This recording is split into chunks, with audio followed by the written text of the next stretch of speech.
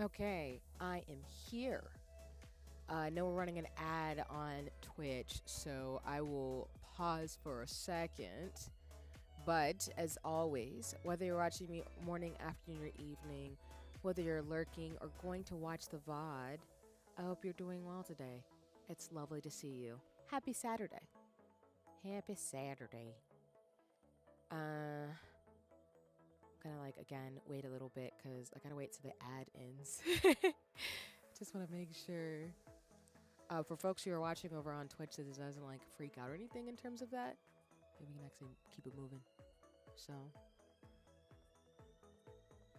do ads, la la la la, on the ads.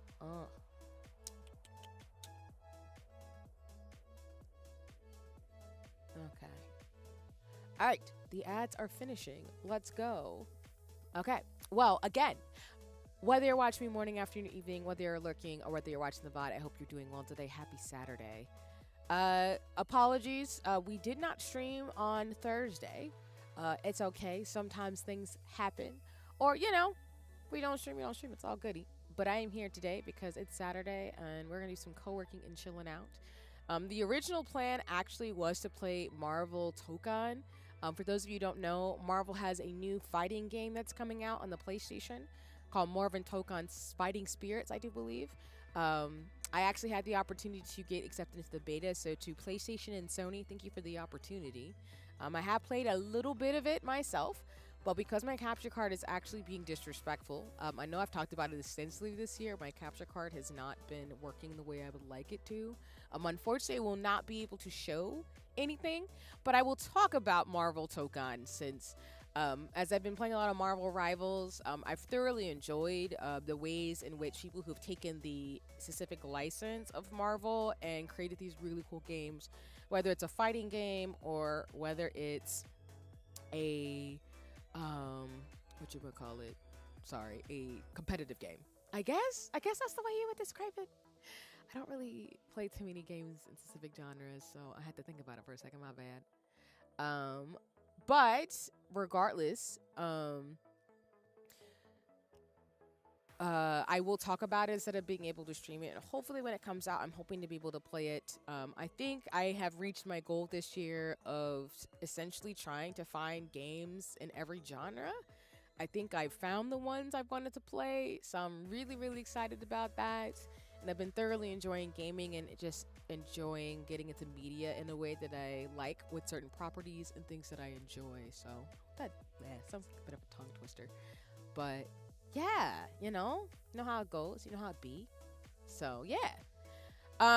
As a heads up and reminder about my schedule, I will be streaming today for a couple of hours. I'm hoping to raid into one of my mutuals, who I'm going to give a shout out actually before we get started for stream, who is going to be doing their debut today. So let me see if I can shout out Aura without it being goofy. Oh, well, that's not good. Well, I'm hoping to be able to, go and essentially say hi in terms of debut stuff. But we will be doing that. For Sunday, I will be involved in Toku Tabletop, and I'm hoping to be able to play a little bit of Lethal Company. Shout out to Cheka, which I will give a shout out as well. I'll be hanging out with them and their friends in terms of things too for games. So I just wanted to give a shout out in terms of things too, if you'd like to come watch, in terms of all the fun and magic that is co-op horror games that I've specifically got to stop playing.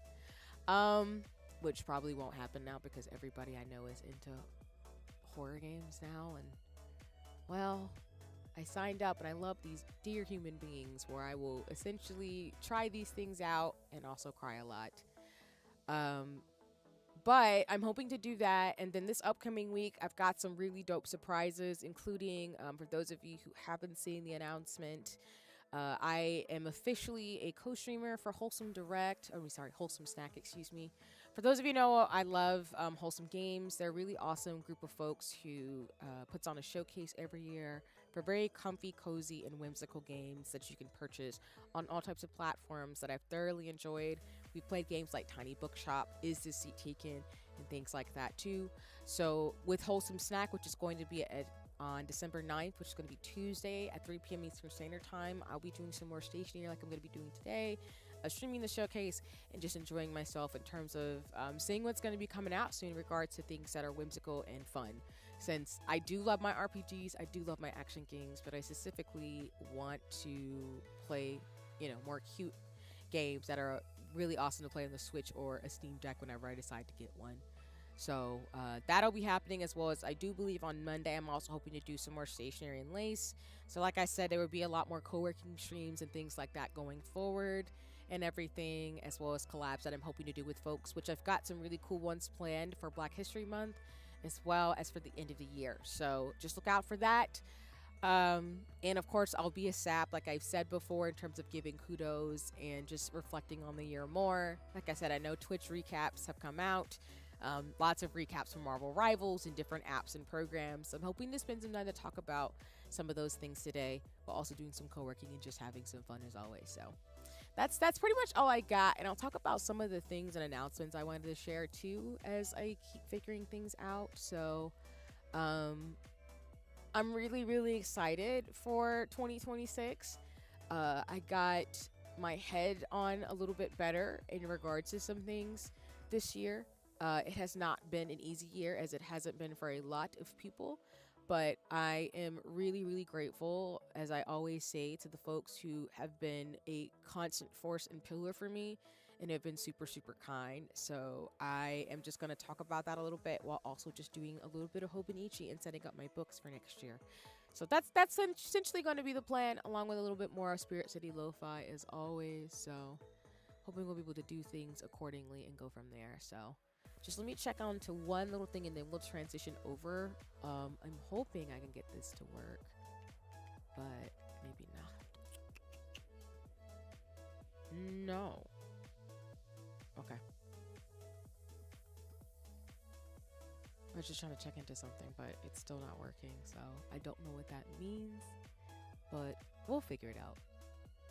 But okay.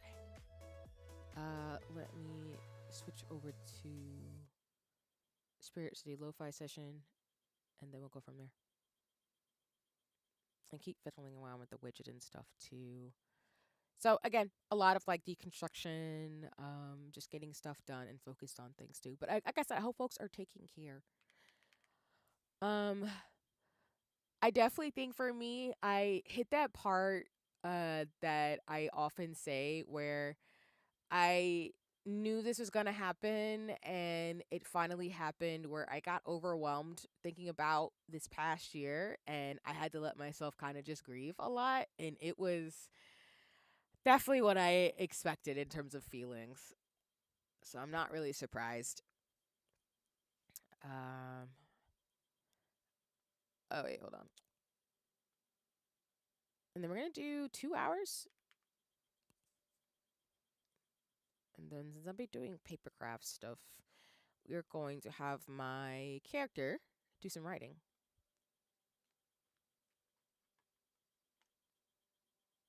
All right. Thank you for your patience. Switch it over. All right. Should be able to see my stuff on my table or my little desk. You see my hands. Hello. How you doing? So, trying to make sure. Yeah. All right. I thought I would like show some of my stuff. I did actually like add more things to my K-pop Demon Hunter stick. Actually, my sister told me that the tassel thing here, you can hold the strap, actually needs to go on the bottom of the stick. So that's my bad. So I have the holding case and everything too. So, and like I've said, I am starting to get people's like Christmas gifts and stuff together. So again, I'm going to be doing Hobonichi, but I do have some of my stationery stuff to kind of look around and see what I want to include in people's packages and everything. So along with like doing a little bit of that, and talking, I'm just going to like, make sure I have all my stuff that I want to get together for next year. For example, I had a 2025 calendar and I deconstructed it a bit, junk journaling type of thing. It ended up actually cutting out some quotes from some books, as well as making some makeshift art pieces that I want to include in some people's gifts. That way, like this beautiful arc from various books that the calendar included, I can actually like put that in people's gifts. Some of the books I recognize, some of them I haven't had a chance to read, but the art is really pretty, so I wanted to reuse it in a way that people could have in use. So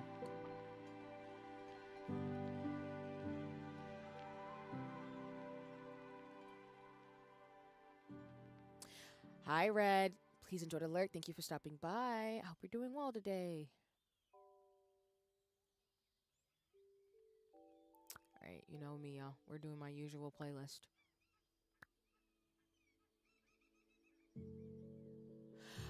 So as folks know, there was a Twitch recap, and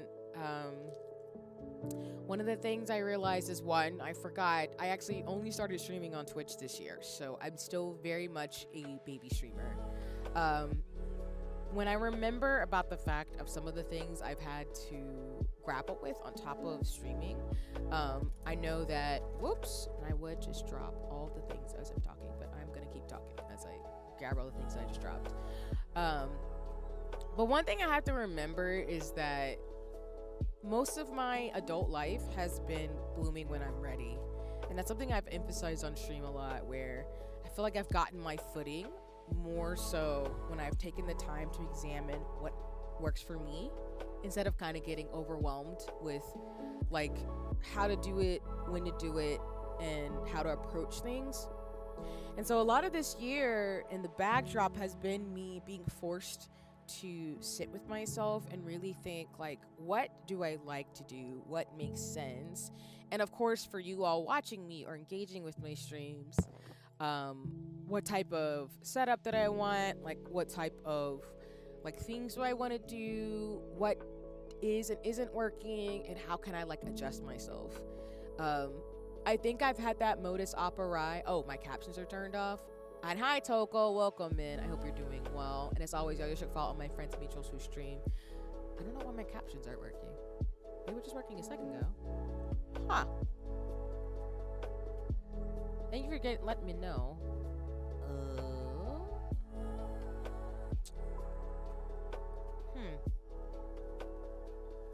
Love when stuff goes wrong.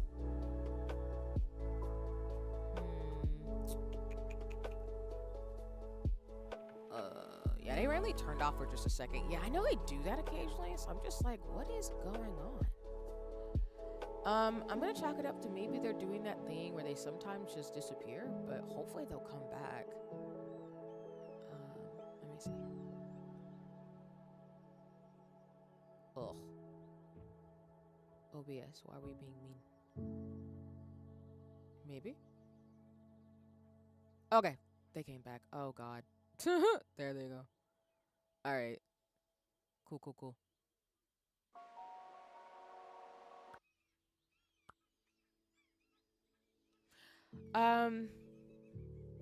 Like one thing that I think, like I've said in terms of my multi-year plan for streaming, even though I still take life day by day, is to know that, for example, I was really proud of myself because my biggest category actually this year was makers and crafters.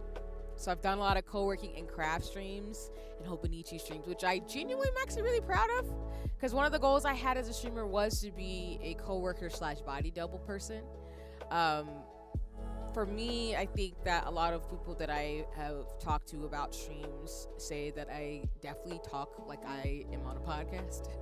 So I wanted that kind of feel of being able to like chat about life, talk about different things, but also really make a space for myself in terms of growing as an artist in the ways that I have, which I'm really grateful for. So my biggest categories were that, as well as Final Fantasy 14, so I'm not surprised. I think too, in that same regard, because I was low-key figuring out how to evolve as I got into my second year of streaming, which is what it is. Even though Twitch has been a challenge for me, and I still feel like I'm always figuring out stuff at the end of the day, I'm really proud of the fact that I've had the Moku streaming working, even though the bot's still being weird. But I'm glad I got things to work the way that they are in regards to what I need to do.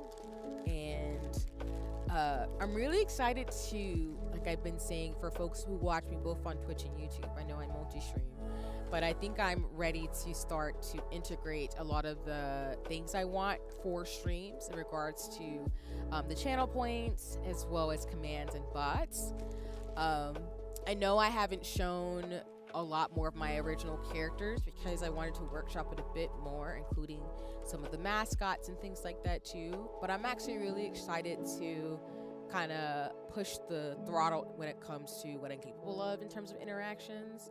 Because I think for me, I like streams that have things you can check in for, but I think there's some things that I actually want to do that excite me when people come by streams that I haven't been able to implement because Mix It Up has been confusing.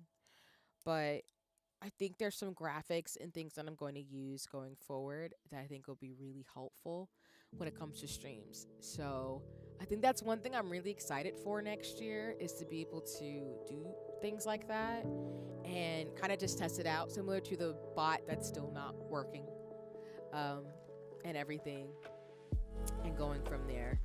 And also, yeah, I'm just like trying to like I've mentioned, I do have a stamp that I use that I plan to use for a lot of the gifts I have this year.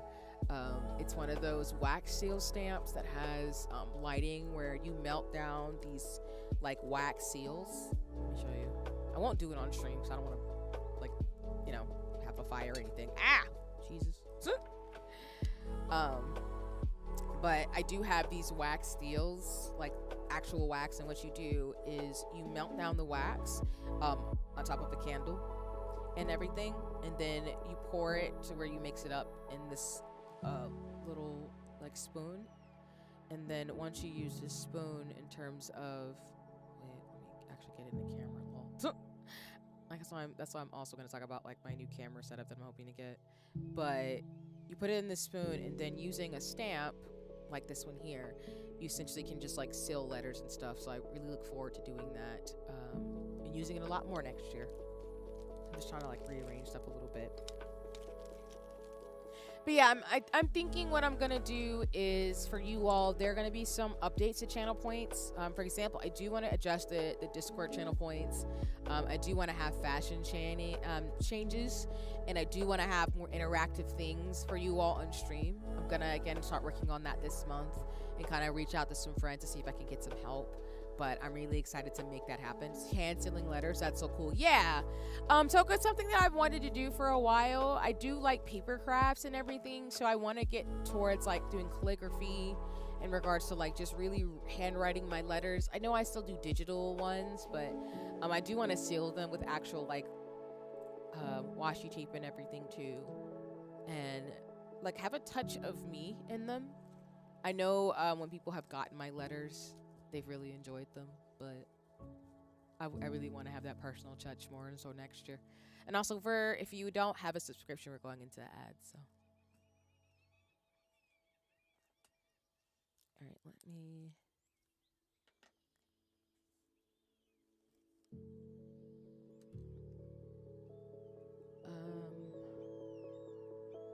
Let me wait till after the ads and before I kind of get too froggy in terms of things.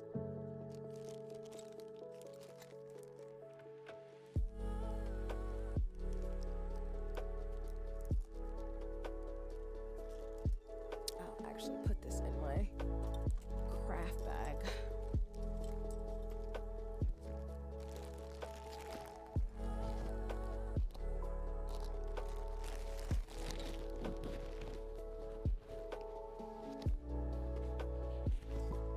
Personal touch to them.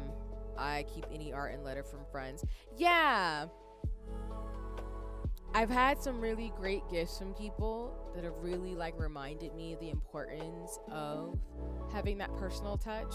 And I'm definitely the same way, Toko. When I've had friends give me care packages and notes, I try to keep them all in like either on my wall or in like a place where I can find them. And hi, Garlic. Welcome in. I hope you're doing well. It's lovely to see you. Thank you for the lurk, and welcome back from the ads, everybody. I was just saying during the ad break that, like I was mentioning about the personal touch, I am looking forward to using a wax seal to what Toko's saying in the chat. I agree. It's cool to have like a personal touch with gifts. So I want to do that a little bit more because it's something that I want to make space in regards to just making sure people know that I appreciate them a lot, and with their care packages and everything, and the paper and stuff that I use. Sorry, I'm just getting my craft stuff out. My craft paper.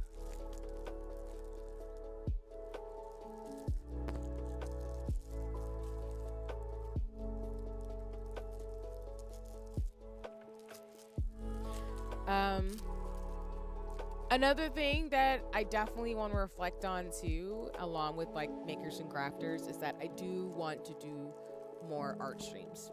The reason why I'm saying that is because, as I've been saying to people, I am officially going to start taking makeup classes next year.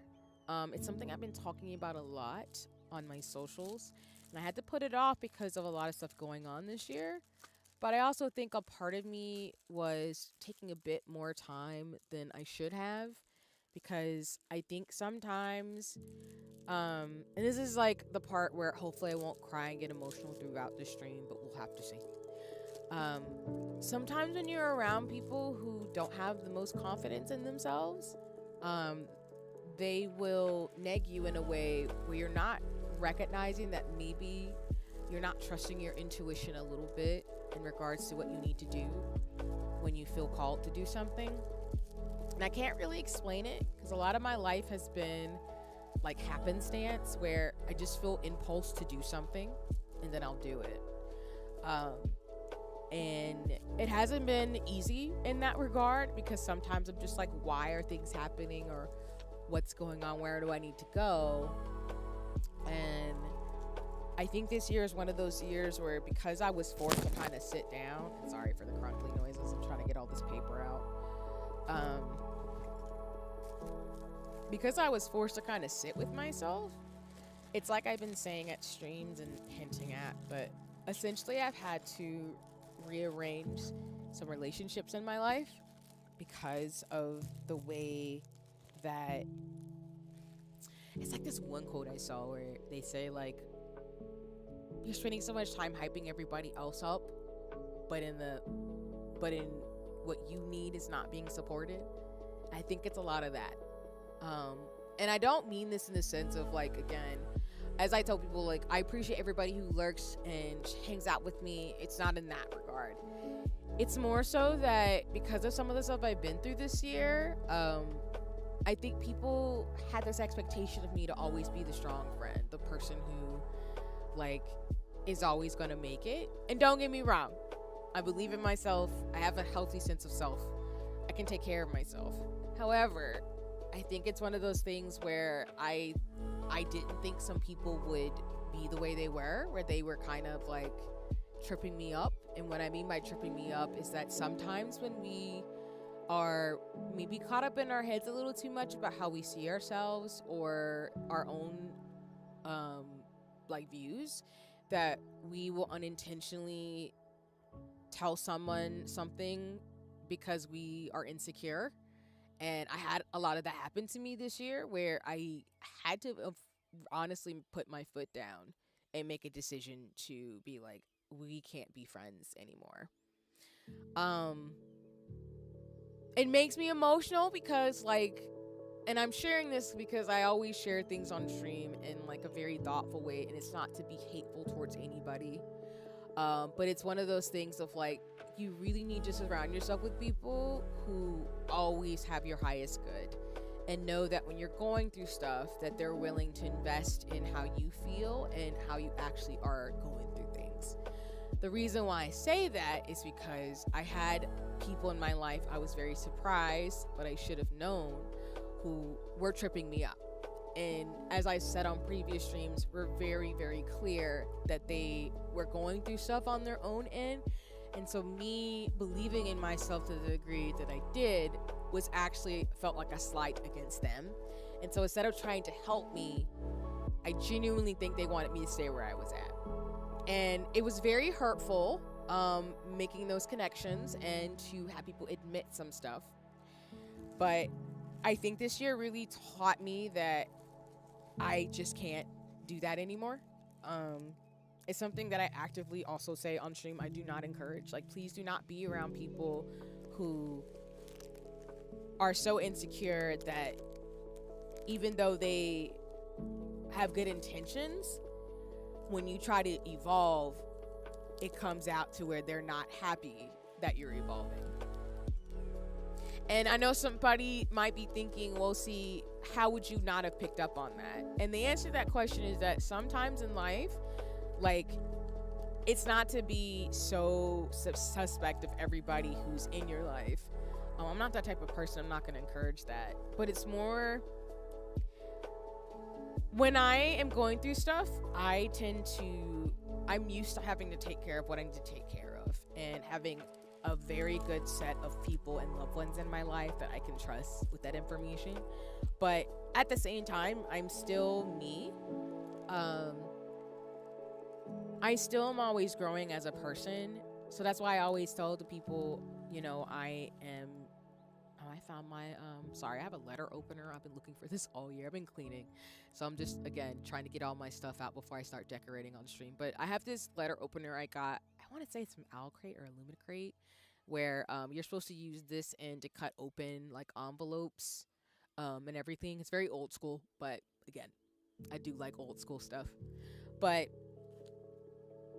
I had to make the choice, honestly, this year to really get out of my own way when it comes to being around people who did not have my best interest in mind.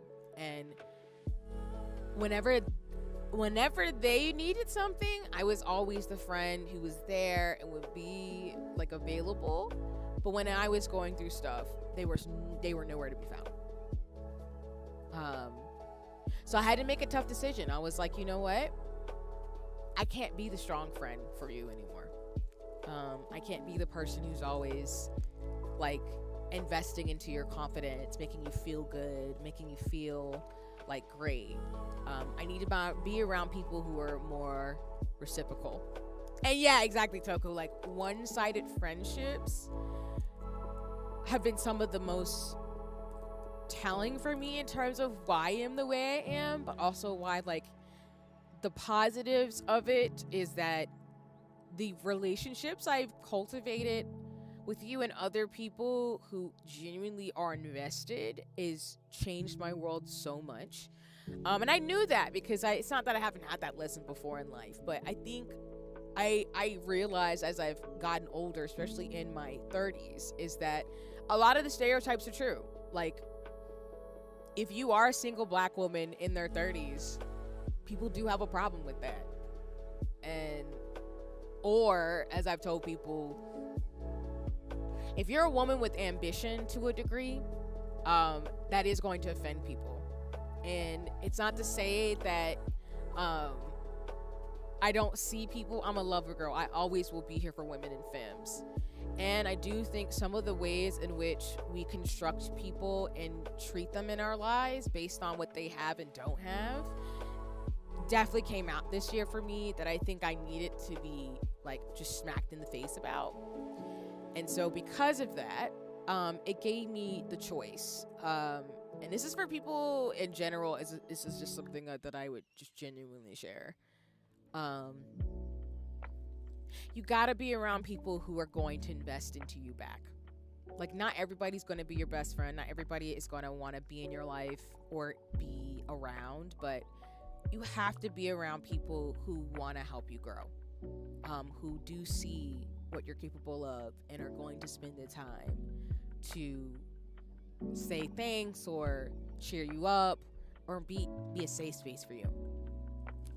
And a lot of the most challenging things I went through this year was honestly being vulnerable enough to be like, hey, this person's actually like really cool. Maybe I should spend time with them more because they're really cool and they're doing awesome things, and they don't make me feel like I am slighting them in terms of being who I am. And that made a world of difference in ways that I am still carrying with me into 2026, because I don't think for me that I hit a rock bottom. I think that I'm finally becoming the person that I have wanted since I was younger. Like I knew that there was going to be some things that I wanted to do, and I knew that there's some things I was going to have to figure out when it was time. Because like I said, I don't think I'm necessarily a late bloomer. I think I always like it when people say it, and which I agree with, which is you bloom when you're ready. Some people are going to bloom early. They're going to, you know, reach all their goals and aspirations in their 20s, and that's cool. I respect that, but I just was not that type of person. Everything that has happened in my life has happened when it needed to happen in terms of timing, and whether or not I get frustrated and, you know, worry and everything doesn't really change much for me. But I would not be here without people who have treated me like a person who, you know, deserves to have space to just be a person and not like always be the mom friend or the friend who has all the resources or the person who can hold a lot of weight. So I think, again, for me, I genuinely appreciated that reminder this year, because I think as you've seen me do, I've done a lot of collaborations with people this year. I'm really, really, really grateful. I'm really, really grateful of opening opening the door to bring in people, relationships, collaborations, and there are my captions again, they went away, who are trying to really help me flourish now. And I think that was something that I wasn't prepared for, but I think that I wasn't necessarily looking either. I think genuinely I am always community oriented, but I think my big thing too is interdependence, where I do believe it is important to find people who are not just going to take from you. So Toko, to your comment, yes, like one-sided relationships, I realized I had a lot more than I realized. And I realized in a world where, especially with artificial intelligence and things like that, like people do prey on your insecurities. They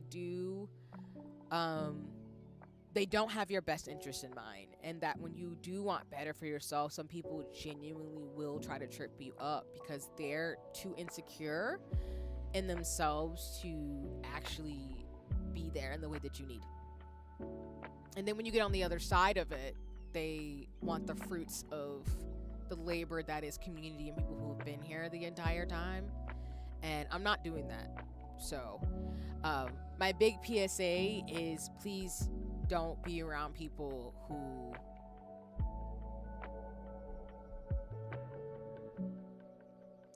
don't make people who benefit from you. Don't be friends with people who benefit from you being small.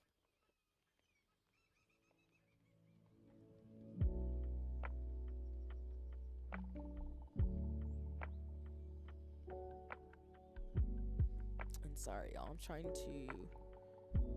I'm getting out paper and stuff so I can, again, decorate my Hobonichi since we're doing that today. So I'm just trying to make sure I get all my bearings together. Because eventually, as I said, I will be retiring my 2025 books. I've thoroughly enjoyed them, but as I've shown all year, there's some things I will not be doing next year for my books, and some things I will be taking with me. So I'm just trying to make sure I get everything settled in that way. But yeah, that's why I think going forward, as many people tell you who are creatives, it doesn't mean, I'm glad you're able to grow from it. Yeah, it doesn't mean that I'm not going to be open to friendships and relationships, but I think I'm going to be a bit better about really examining like who is actually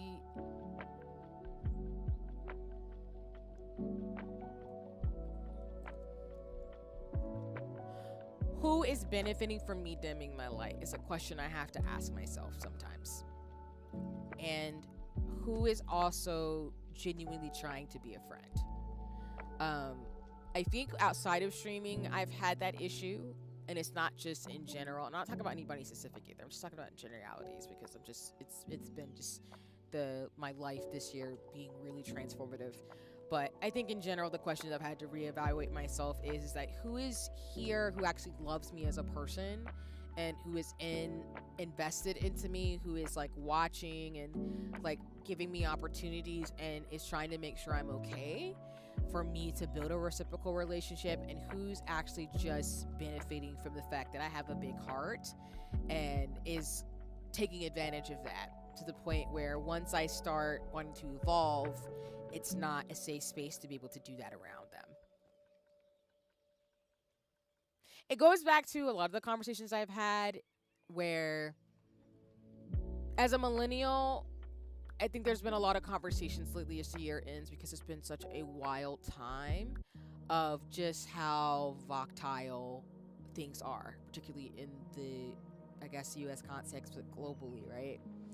But because I'm somebody who is very much still a cautious optimist, I think another thing I really had to really examine is like what I want to be around in regards to, yeah, life is wild and it has been complicated, but I want to be around people who are going to build towards something, because there will be a future. Now, it's not to say that we should be around people who are not being practical and realistic, but one thing I really loved about talking to people who are older than me, and I'll hold my thought because ads, is their honesty and transparency. Let me put it that way. Then I'll, like I said, talk more when we get through the ads. Where is my other book?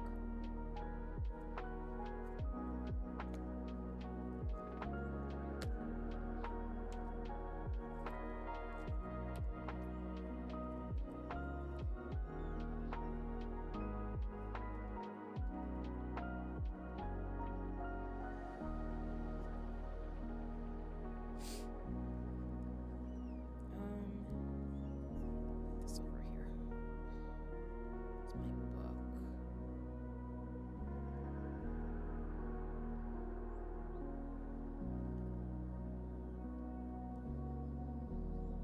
I'll keep my 2025 book out because I need to get ready to move that away. And then just to give folks a heads up, I've been reading this book for book club for shout out to my pine cones. But I'm finally getting into Ballad of the Last Dragon. I didn't read as many books as I would have liked this year, but I'm gonna get back to it. There's some things I didn't accomplish this year, but that's okay. It's not really a strict thing.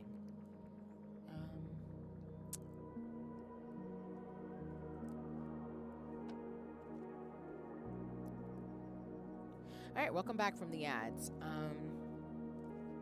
So in regards to streaming, along with art and doing makeup, I do want to do actually another makeup stream, probably in January, February. I do want to talk about some of my coursework and talk about some of those things. I still do not plan to be a like face or flesh tuber. But I am open to. There's a timer for those of you hanging out with me. If you're co-working with me, that means you should be taking your 10-minute break. But if you are not, it's fine. Do whatever you need to do. And remember, use the ads to take care of yourself while you're watching me. But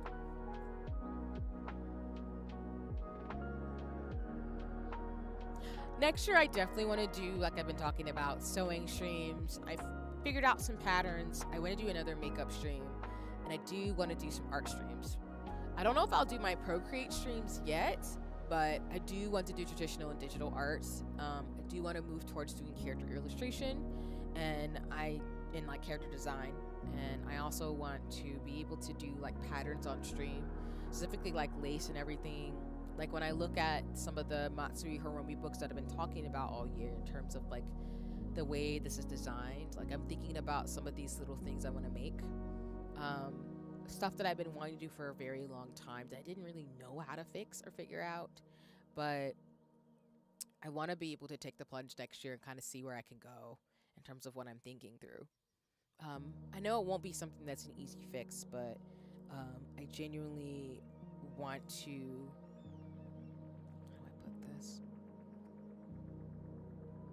Like, the thing about being around people who are okay with you being small is that I think this split that I've talked about often about being a scientist and an artist, I think people didn't want me to do both. And I think I had to really sit with myself and ask myself, well, why would someone say that? Like, anybody who knows me knows that I like pretty things. I like artistic creativity. I write and journal. I love rap music and everything else. So I had to sit with myself and go, you know what? Sometimes people don't have models of how someone can do something, so they say you can't do it. But it's like the one quote that has been helping me throughout this year, which is like, you can be your own prototype.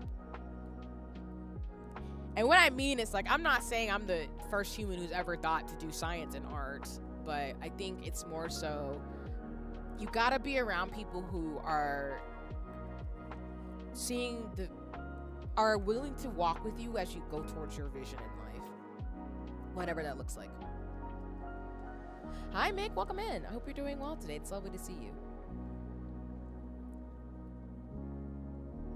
So I think because of that, what I am going to do is, along with this camera setup, I do have my Elgato camera set in this way, but I'm actually going to see if I can get another stand, because what I'm thinking I'll do, along with having my outfit changes in this form, because remember, this 2D character cutout is for co-working streams and craft streams, because it saves bandwidth on my PC, and it also gives me the space to have my screen set up to where I can, like, do my crafts. I'm doing very well, thank you. Hope you're having a wonderful day. Yeah, I'm having a good day. Just very thoughtful and stuff, but I can't complain too much. I'm glad you're having a good one.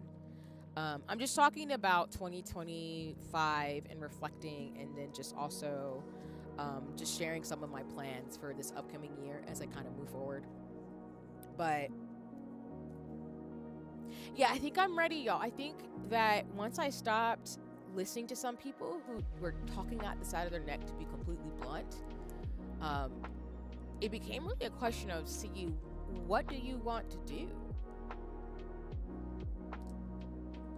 And why are you listening to people who don't know what the hell they're doing?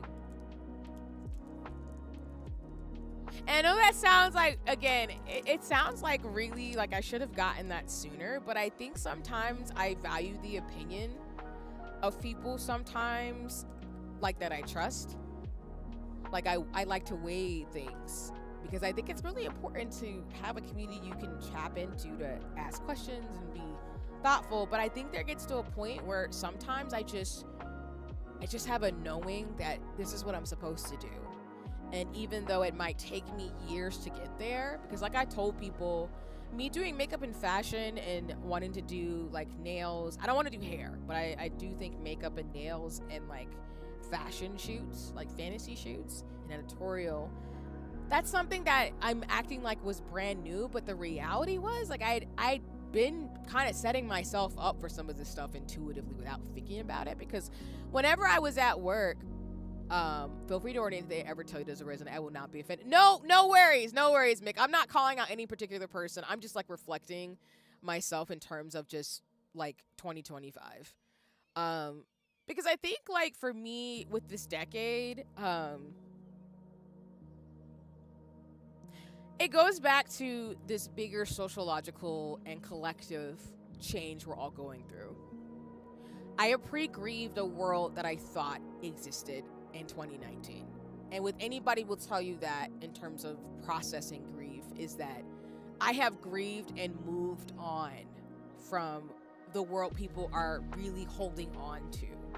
Because even if everything got fixed tomorrow in regards to what's going on globally, it's still, I just want to let you know, you won't ever hurt my feelings, what you need to do. Yeah, of course. And same, like, I'm the certain person, like, if it doesn't apply, let it fly. I don't get mad. It is what it is. So you're fine. I appreciate that, though. And that, like, because I grieved a lot and was involved with everything, like literally being on the response for the earlier parts of 2020 and everything for infectious diseases, I had the opportunity to have to sit with myself and think, like, what matters to you right now? And Are you going to listen to yourself and control what you can do? Or are you going to get caught up in what everybody else is doing because they want to go back and do things a particular way? And I'm not going to lie to you, like sometimes that choice feels very uncomfortable for me because no one likes to do anything that doesn't make sense. Especially if it doesn't fall like a particular thing people think you should do. But I've learned in life, especially this year, like when you know and you kind of connect the dots personally for yourself, you can kind of figure out where you're going next, even if you don't like consciously know. And I think for me, even when I do Hobonichi, like even the way I'm designing my pages, like even the stickers that I show you all on stream, I genuinely think it's been telling me as I posted on socials, I was like, girl, you need to go do this thing. Like you've been talking about like doing photo shoots and photography and art for so long. I think I was maybe getting caught up in my head a little bit and needed to like ground myself in terms of like, okay, what type of scientist do you want to be first to be the creative that you need to be? And you've kind of see that evolve as I've like, you know, been cleaning up things for streams and like trying to fix things for like branding. I'm working on my media kit, like I said, and I will finish it this year. That's one of my goals. Particularly because I am doing a lot more collabs for Black History Month and stuff, and I have been reached out to. Which, pro tip, if you're a streamer and you have your bio and stuff on Blue Sky or Twitter, put your email in there, because as soon as I started doing that, more like people reach out to me about opportunities. So there are some like tried and true things that are like, okay, that's fair. People didn't know how to reach out to me, so that's fine. But I think this year was a year where I had to recognize the world is the way it is. And I have fundamentally changed. It doesn't mean I have to like kick and scream about it, but I think I'm at the point where some of the stuff I knew was gonna happen because I had the privilege of having an education and being able to like be in the situations that I have. It makes it easier for me to like, this is not worth sinking in with shit with people who just are not there with me right now. And so what I've been saying earlier too of a lesson for me this year was that sometimes the grief, sometimes pre-grieving what could have been is really important, because when things finally break in the way that we anticipate, it's not so bad. I think for me, there's no way to prepare for grief, obviously. I appreciate that, Red. Thank you for the honesty and transparency. Yeah, and again, like I said, I'm only sharing this not for like, oh, woe is me or pity thing. It's just if I can share like something that would be helpful for folks, because I know some folks in my community have expressed various things with me, as well as like I've talked to friends who are working on some other things too. So I'm just very open about this thing to the degree I feel comfortable, of course, because I think to be the people we want to be, we have to be around people who are going to invest in us, who are going to get their shit together too. And I think that's where 2026 is telling me to go, where it's like, you want to do makeup, you want to do fashion, you have talked about this, it is time to do this thing. It does not matter how people feel about it, or like, oh, how can you do science and art, where it's like, as Ansley Barbie, which by the way, I laughed. If you don't know Ansley Barbie, they're a really dope black artist, but they drew Farron because there's been a lot of like black Farron art, just like there's been like black art from different shows like Boku no Hero or My Hero Academia. And I loved her energy because people have been, you know, coming on her page being racist because, you know, people don't like seeing black artists do their thing. And she's just like, I don't care. I'm gonna do what I need to do. You either get with it or you don't. And that's your problem. But that's kind of the energy I have right now, where it's like, either you get with me or you get out of my way. And it's not a sense of arrogance. It's not a sense of like, I expect people to come with me. It's more of a, I like this version of me where the quality of my relationships with my community is reflecting back to me the investment that I put in myself to really try to be that person that I want to be, and that like I can love who I am, because that evolution that I've had has always kind of has manifested because of the little steps I've taken every day for years, that I'm like, okay, now you have the confidence because you've kept promises to yourself to be able to move forward. And a lot of 2025 has been that. It's been, hey, C, you remember back in 2018 when you said you wanted to go back to school? Now or never. Hey, C, remember when you were doing those photo shoots in 2020 and modeling with friends? You miss doing that stuff. Hey, C, you remember when you were reached out to about like modeling different things? You should do that. And I think I sometimes would overthink it and be like, well, where do I go? When the reality is like, there's not necessarily a blueprint. You just, you know, you listen to people, you ask for advice and everything else, which is what I'm looking forward to doing next year. A lot more, as I've been doing this year. But I've loved talking to my older Black friends and really getting that perspective where I really appreciated one of them who told me recently, she was like, you're so young still, you have so much time. Sarcasm, lol.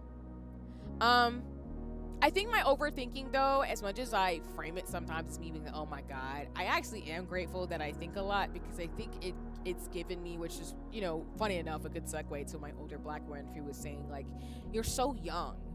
And because you're so young in this decade, you've got so much potentialities.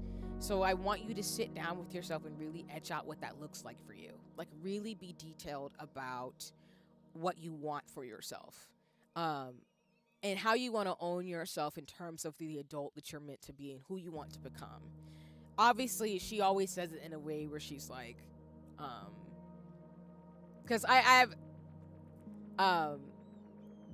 yeah, like she's very thoughtful in the sense of knowing, like, because she's also close to her 40s, or actually is 40, and, you know, is figuring out her life and things without getting into too many details. But she was very thoughtful in the way that she said, like, you are very logical.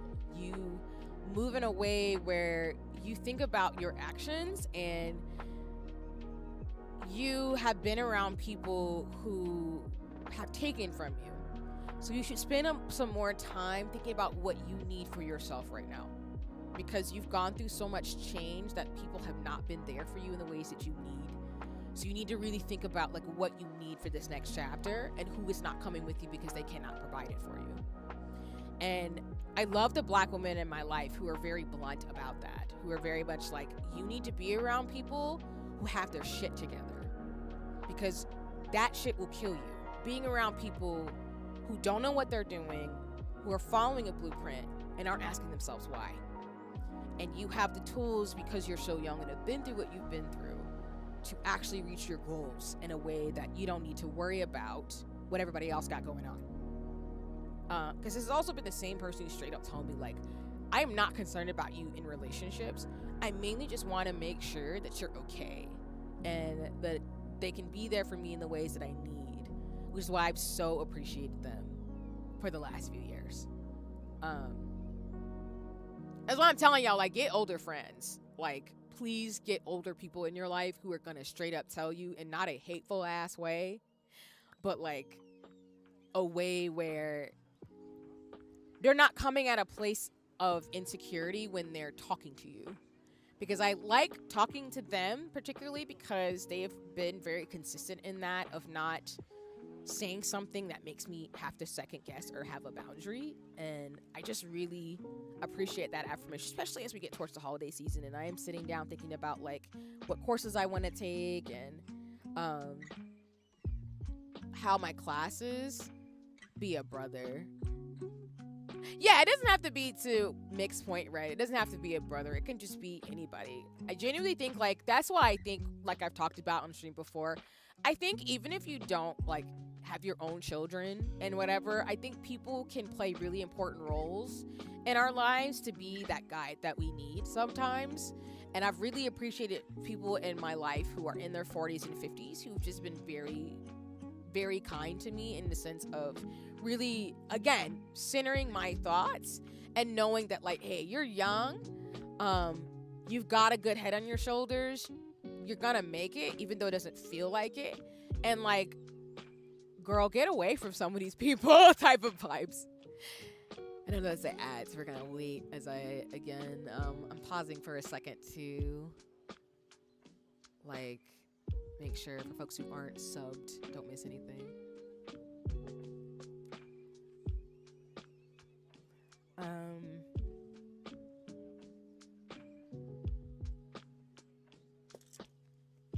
Okay, there's my washi tape.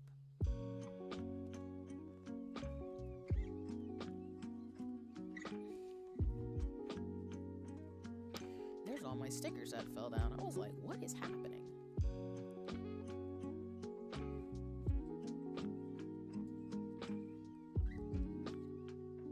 Oh, yeah.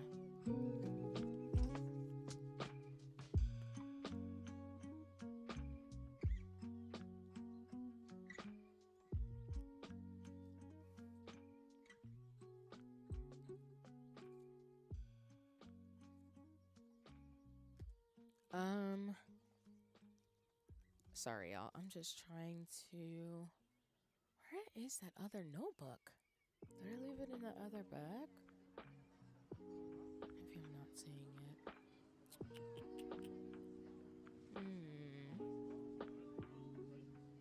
Dang. I had it. Probably doing that thing that I'm like staring at it in the weirdest way.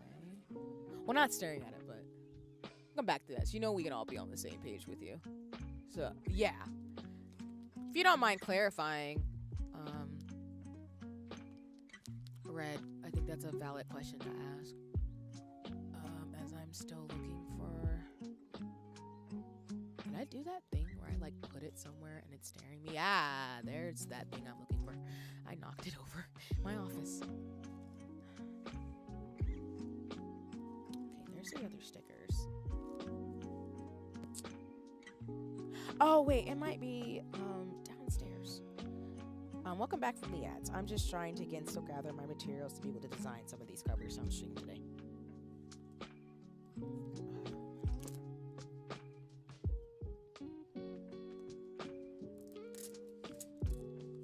But yeah, I really appreciated getting that perspective.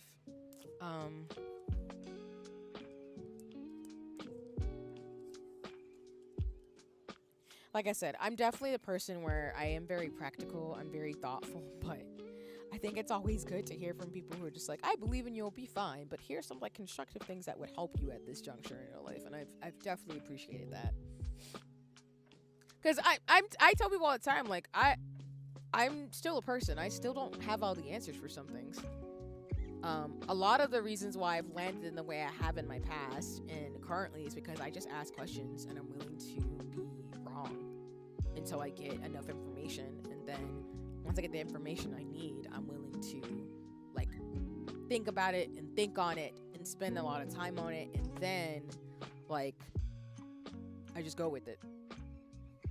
Sometimes things work out, sometimes they don't, and that's okay.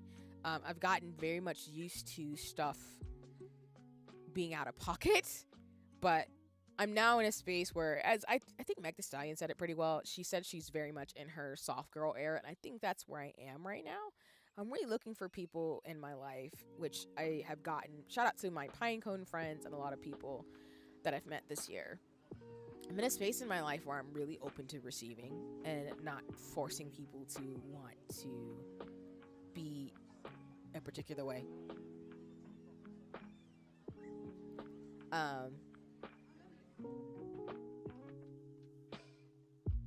And what I mean by that is it's not to say like I ever forced anybody, but it's one of those things where if you want to be around people who are givers, you got to find those folks who want to genuinely have an open heart and support people around them. And I know for me, I'm a slow burn, so I'm very much not saying that you need to, you know, just give your heart to other people, but you really need to be thoughtful, or at least I've learned I've had to be very thoughtful about who I'm spending time with. Some people don't have your best interest in mind, they don't. Or they're only supposed to be there for a season, and they really only have their self-interest, and they don't really care about what you've got going on. And they will take advantage of the fact that you make them feel good versus like genuinely loving somebody for their whole demeanor. Because I like this video I saw that was like, someone asked, I think it was their therapist, they were asking, what's the difference between being in love with somebody and loving somebody? And oftentimes in relationship, and it's very much a psychology thing too, where a lot of people are looking for things that they might not have gotten when they were younger. or might not have actually felt from people. So they seek it out in romantic relationships or platonic relationships. When you're in love with somebody, you love them for their entire being. They're good, they're bad, they're flaws, and you're making a choice to be in their life. So I think that's the thing, the evolution that my adulthood has taught me, is that you do want to be with people who choose to be around you and are also making it safe for you to be at peace with yourself. Because I think that has been some of the things as to why, like, I've had to grieve and shuffle some things around. Because when you are somebody who does a lot or likes to do things, people will feel some type of way about that. And they will say some stuff to you that they don't realize is very harmful. And then they also make assumptions that you just are going to default know how to get out of your situation. So, yeah, Toko, that's another thing, too, that my Twitch recap really taught me this year, is that, like, Ricky, hello, welcome in. I hope you're doing well. It's lovely to see you. How's it going? Hope you're having a nice one. I'm currently just yammering, trying to get, like, stuff together. You know, doing my thing. But I hope you're doing well today. How's it going? I'm, like, setting out my Hobonichi and my stationery stuff to decorate my books and everything. I just need to find my January to June book. I don't know where I put it, but maybe we're just gonna do July and December right now. And good, how are you? I'm okay. I mean, I think for me, like, I had 3 episodes of sleep paralysis 2 nights ago. It's kind of rough. I'm so sorry, because sleep is a precious commodity, so I understand, like, when you're not getting good sleep, that's a thing. I know for me, like, I've had some days that are a bit, like, rough because I've been thinking too much and everything, but I've been like, all right, let's just sit down and take care and stuff. Proud of you joining such a wonderful community. So go back to that, Toko, like, some of my collabs have been with, you know, and I'll give them shout outs over me talking. The brain can be overwhelming, yeah. Let me see. Yeah, the brain can do a lot of stuff to be protective, but sometimes we just have to be like, let's rewrite this. Which is why they say for every 4 things that are negative, like for one thing that's negative, your brain needs to rewrite it for 4 positive things. Like some of these things are actually true because your brain is intended to protect you, but sometimes it can do a little too much course correction and actually like help you self-sabotage. So that's definitely a thing.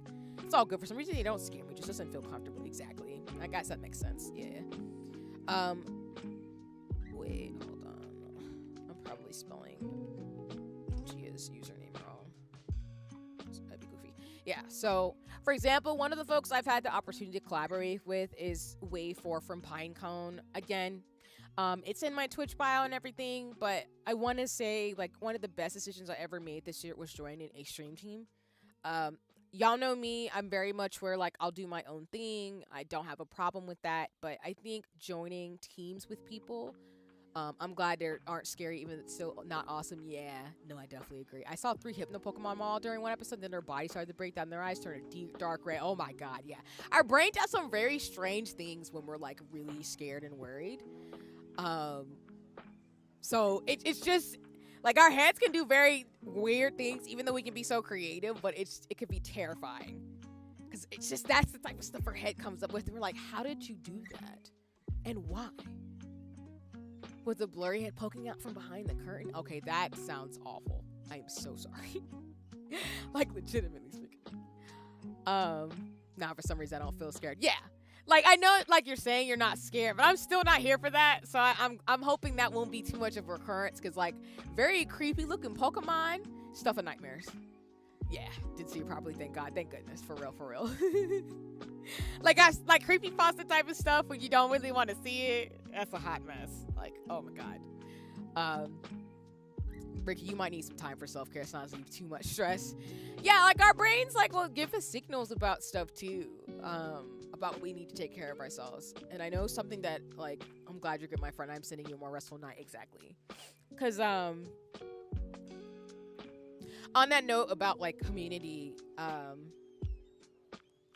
and then, like I said, I'm going to give a shout outs to my peoples as I talk about my Twitch recap and everything a little bit. me see. Might be too soon to give another shout out. Nope, I'm actually timing it right. My Wayfar Pinecone friends have been very much awesome people. I will talk about the Scions, and I know who they are if they're in the chat. But my Pinecone friends, we gelled really immediately. It's been really, really cool to be around people who are in similar in age, similar life experience, and similar interest. And it's been very good for me as somebody who I think stream teams are great.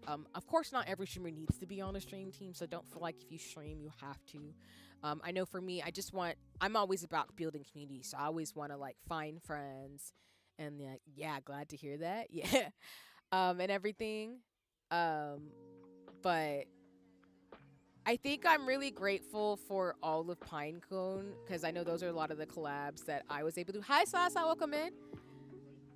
That was supposed to be. No, it's okay. I've had that thing lately on Twitch too, where I don't know if it's me typing too fast, but sometimes I like change the exclamation point, or like Sasa, to your point, I know I can't spell, so that's a thing that I've noticed in chats. But welcome in. Also, I hope you enjoyed your birthday, Sasa. And I will give you a shout out in a second. I'm giving people shout outs and love. But my Pinecone friends, I'm too dyslexic to check anybody. Fat finger the keyboard and that. Not again. Sasa just had a birthday, and Sasa, I don't know why you didn't think I wouldn't come by and say happy birthday, but I thoroughly enjoyed like lurking in and watching in terms of things too. I hope you enjoyed. So I'm glad you got to enjoy your birthday. Cause I think you turned I was crashing. Yeah, I did see the Pico Park stuff. That was funny. Pico Park's a mess. I was gonna say, like, I do know how old she turned. I don't want to say it though, of course, if you don't feel comfortable on stream, respectfully. And hi T, welcome in. Hello, hello, hello. I will give shout outs to everybody soon. I'm just like doing it manually because I still haven't got my commands up and everything. Oh, it's okay. It's on my Twitch channel. You can say, okay, because I think, because you just turned 28, right? Yeah. Hi, T. Welcome in. I hope you're doing well. 21. That's true. Let me get years right. My bad. But yeah, I hope you're doing well. I also hope your doctor's appointment went well, T. I know you said you had that after I was hanging around on Simi stream with you and Amanda and everybody. Which, if y'all don't follow T, Sasa, and everybody in the chat who are streamers, you'll have a great time if you check them out. I'm just saying. So, very lovely people, great artists, great communities, great places to hang out, have awesome Discords and everything too. Bro, I'm 31 next Valentine's Day. I was alive when the I'm crying, Ricky. I'm actually older than you, so I sit there and laugh in terms of things because sometimes I be looking at y'all like, y'all, I'm turning 33 in April. We're not old, but I'm turning 33. I'm closer to 40 than 15. So, but as my older friends who are in their 40s, like, told me, they're like, girl, you young. Don't worry about it. You young. Don't stop. It did. Thank you. Wasn't too rough, luckily. That's awesome, T. Thank you for letting me know. Also, I know I dropped in the chat late yesterday, but I can still send those photos to you and Amanda, but I always like to be mindful with mutuals that, like, if y'all are not comfortable with that, I don't have to, respectfully. I try to be thoughtful about stuff like that. I hope that's not a weird thing to say, but, you know.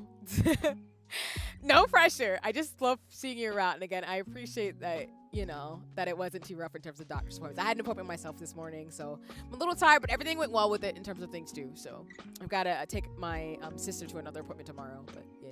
See, he's older than me. Was shorter than me. Yeah. Like, a lot of my friends tend to be either younger than me and I'm like older than them, but I'm shorter than them, which is hilarious to me. So I'm like this like older black cousin, and I love it here.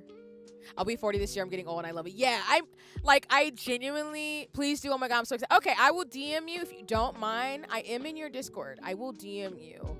I don't know if Amanda said something, but I can maybe DM her and ask. But again, no pressure. It was not something to be weird about.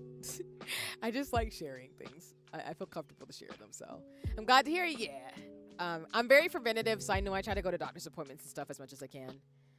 My lovely, I appreciate you. And I missed some other things in the chats. Merry Christmas. But no, by the way, Saza, the Pico Park, fun. You remind me, I need to try that game out. It's been fun in terms of things.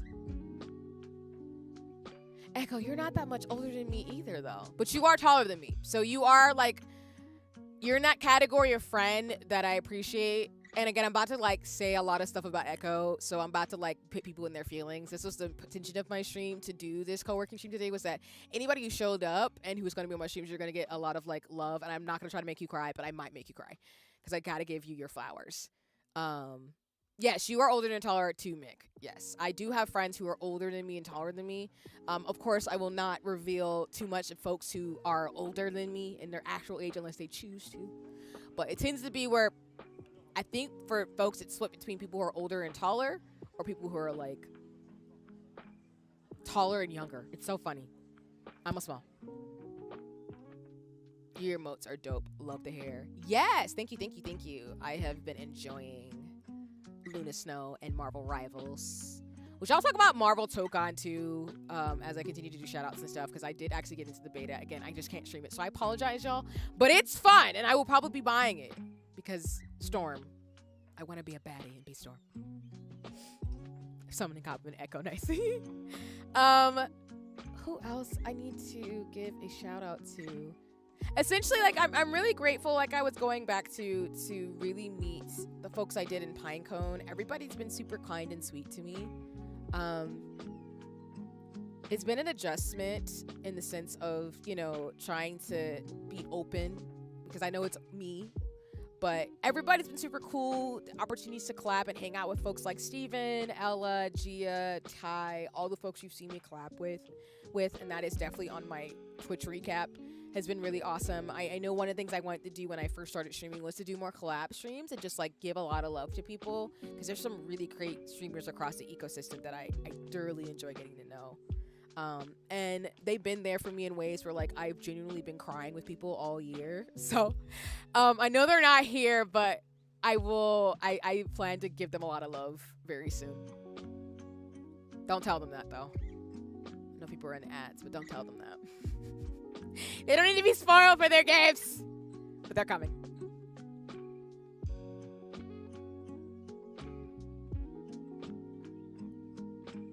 I just saw that chat. Y'all are so funny.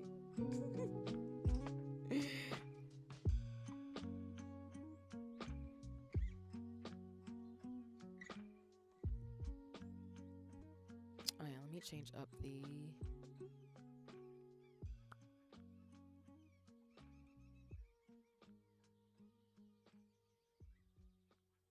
I'm gonna go back to Angels Above Us again.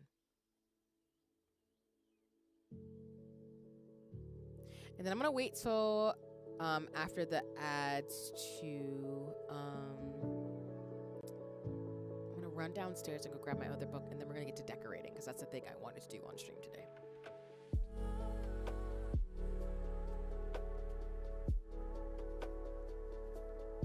I shall be co-working, so gonna lurk for a little. No worries. Please enjoy the lurk, T. I appreciate you. Thanks for so much for lurking, and I hope you enjoy listening to me yammer and talk about things as I, you know, reflect a lot on 2025. And I will give you a shout out too as well. Sasa, T, and a bunch of people. I have y'all in my thing. I will be shouting people out. Don't be surprised. Welcome back from the ads. So I'm gonna grab my notebook from downstairs, but just to repeat, Sasa knows this because they, you know, are really dope. But T, Sasa, and people are getting shout outs as soon as I like go through my thank yous and stuff, because it's just gonna happen. That's just so you know. But along with my stream team, I do gotta side over to the Scions. That is Echo, Toko, Azur, Jinx, Ginky, Mick, you leave school and then a year ain't shit. Exactly, Ricky. As Ginky will tell you, if you've ever heard the origin story of the Scions, you're the absolute sweetest, C. Oh, you're so kind, T. It's an honor and privilege to be in space with you, and I am really grateful that, like, being in concentric circles in terms of communities, that I'm able to, like, find folks who are super cool. So, yeah, thank you. The feeling is mutual. I really love my mutuals and folks I'm getting to know, so I look forward to, and please know my DMs are always open if you ever want to chat or talk about things. No pressure, though, of course. I don't want to be, like, I don't want to be weird and uncomfortable with people who are just like, nah, it's cool. So, let me see if I can get this right. And can I spell? There we go. There you go. You can follow T right there. But it's something I've mentioned before. Where do you get the chocobos? Oh, you mean these little boys? This is from the Final Fantasy XIV Tactics Advance pre-order that I did. So if you get the pre-order token, if you ever decide to, you can get them through there. Yeah, same here. Don't worry. You're welcome to message whenever. Thank you, T. I appreciate that. That means a lot, sincerely. I'm still very much a slow burn, as I'm going to go on my rant about why my kudos and thank yous to people, but that means a lot. So thank you for telling me that, because I know I'm like, I don't know if people know that if we're mutuals you can message me, but I don't want people to feel like they have to and are obligated to. But you are definitely obligated to, T. You've been nothing but kind and thoughtful, and I love the commentary you've had in Simi's chats. I really do appreciate it. Because some of the comments you make, I'm like, that's me. So I love being in streams where, like, people, like, are saying what I'm thinking, and T's one of those people who's just really cool. They have some great commentary, and they're so fun. They're so fun. Plus, your little Fuki is really cute. I get that, Red. I challenge you, though, to, like, give it a chance. And maybe see if there's some information and insights you have already that might be helpful for you in terms of how to navigate, if you get my drift. I don't know if that makes sense, but, you know. I've met so many wonderful people through UC. You have a way of finding the good ones. Yeah, I think that's the thing that I really appreciated from the Scions. So, as I will rant about Ginky, and I know Ginky's in the chat, so they're a mod. So if Ginky comes out of the woodwork, that's just their choice. But when I first started streaming, I remember, like, again, I'm the type of person where I don't give a shit about numbers or clout. I don't care about that. It's more like if I find people I vibe with, right? And I just want to be creative. Like I said earlier in stream, like, I love being a scientist, but I really like doing art. I think it's something that I've always done, whether it's makeup or love music and things like that too. So as I said on socials, like, I'm not going to be happy as the adult I'm becoming in their 30s until I do those things. And I'm looking for people who want to be in my life, who are going to pour into me as I pour into other people. I'm very much a lover girl in that way, which is why, again, Meg Thee Stallion, I resonate with her. I'm very much in that, like, soft girl era about that. I know I could take care of myself, but it gets to a point where you need people who want to genuinely look out and take care for you, kind of thing. But also, let me give a shout out to Saza. I didn't forget. There it is. Saza was playing Pico Park, so if you haven't checked out their streams, they're fun. It's fun to lurk on Saza streams because the crash outs and the fun vibes are there.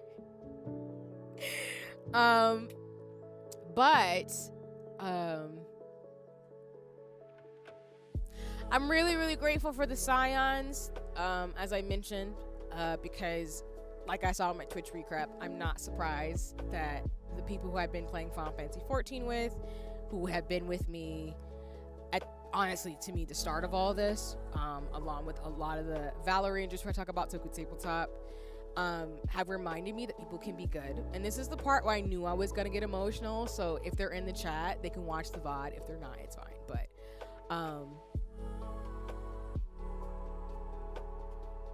there's something about meeting people. Hi, BB, welcome in. I hope you're doing well. It's lovely to see you. I am gonna respond to your messages, actually, because I finally found all my things that I'm gonna spam you about, and you reminded me I have to buy the Sailor Moon things. I'm just saying. Oh, welcome in. I hope you're doing well today. Happy to be here. Happy to see you as always. I'm like yammering and getting emotional because I'm like reflecting a lot in terms of things, because I don't get caught up in numbers and stuff, but I do want to give my kudos as I reflect.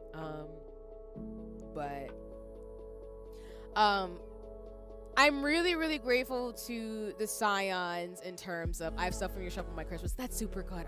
I'm so happy. First, again, giving BB a shout out after we wait a little bit of time. And I'm using the break to chill a little bit. That's why I'm not moving anything on screen. But when the break is over, I will go down and get my book, and then we'll start decorating. So I have a vision of what I want for my books for 2025. 2026, excuse me. I'm so excited. But there's something about when you meet people and you just gel really well. And I feel like with the Scions, it just was an instant gel. And even though they probably knew that I was very much like a little scrunkly bean, being like nervous and shy, they have been nothing but kind. Love you all. Yeah. We appreciate you, BB. We do in this house. That's just how that works. All right, there we go. There's a shout out to BB if you haven't followed them. They also have a small business you can support too. Again, please support all my friends and mutuals who have great businesses and are doing great things. We're doing art and fashion and things like that too. So if you aren't following BB, they do play some great games like Digimon, Time Changer, as well as just, again, you can support via their webpage too. Which, again, another widget I do want to talk about is I'm going to set up one to where it's going to pop up shops from friends and mutuals. So I'm working on it because I know Python now. There was a secret to my madness of learning so many things this year where I'm gonna actually like try to figure that stuff. So that way when my friends have commissions and stuff, people can actually go get them, because I really would love to drive, along with doing like some of the mutual aid and supporting fundraising. I would like to drive more sales towards my friends who are doing really good work. I think it's because I love art myself that I genuinely want to do that for people a lot more in a way that I can do, if that makes sense. So with no expectation of anything in return, just more so just like trying to be there for people that I'm getting to know and people that I care about. So including you, BB, which it's been an honor and privilege to meet you this year. Some of our commonalities, and similar to what I was talking about with Pinecone people, it's been great to meet people who just like vibe. And this is the part of the stream I knew I was gonna get emotional, but like, it's really cool to meet people who just see you and know that you've been through a lot of stuff, but they're not trying to hurt you. They're just trying to be your friend. And so the Scions, if you see them, they're some of my favorite people on this planet. And I love them so much because they're just such really good friends to me, and they mean the world to me. And I know I say it too much, but genuinely, if you see them around, they're the reason why I got through a lot of this year. Like a lot of this year, I would not have been able to get through without them. And I knew I was gonna do this, so that's why I wanted to save it for a co-working stream, because I knew I was gonna cry. But like, they're some of the coolest people I have ever had the privilege to meet. And like, Valor Rangers and Final Fantasy XIV means the world to me, because they have been some of the kindest human beings. When Assist was hurting for a while, and they really show me people can actually be decent human beings.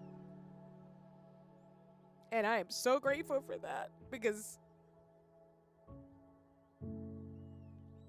this world is very cruel, but like, meeting people who genuinely love you for who you are and are like almost like family is so cool.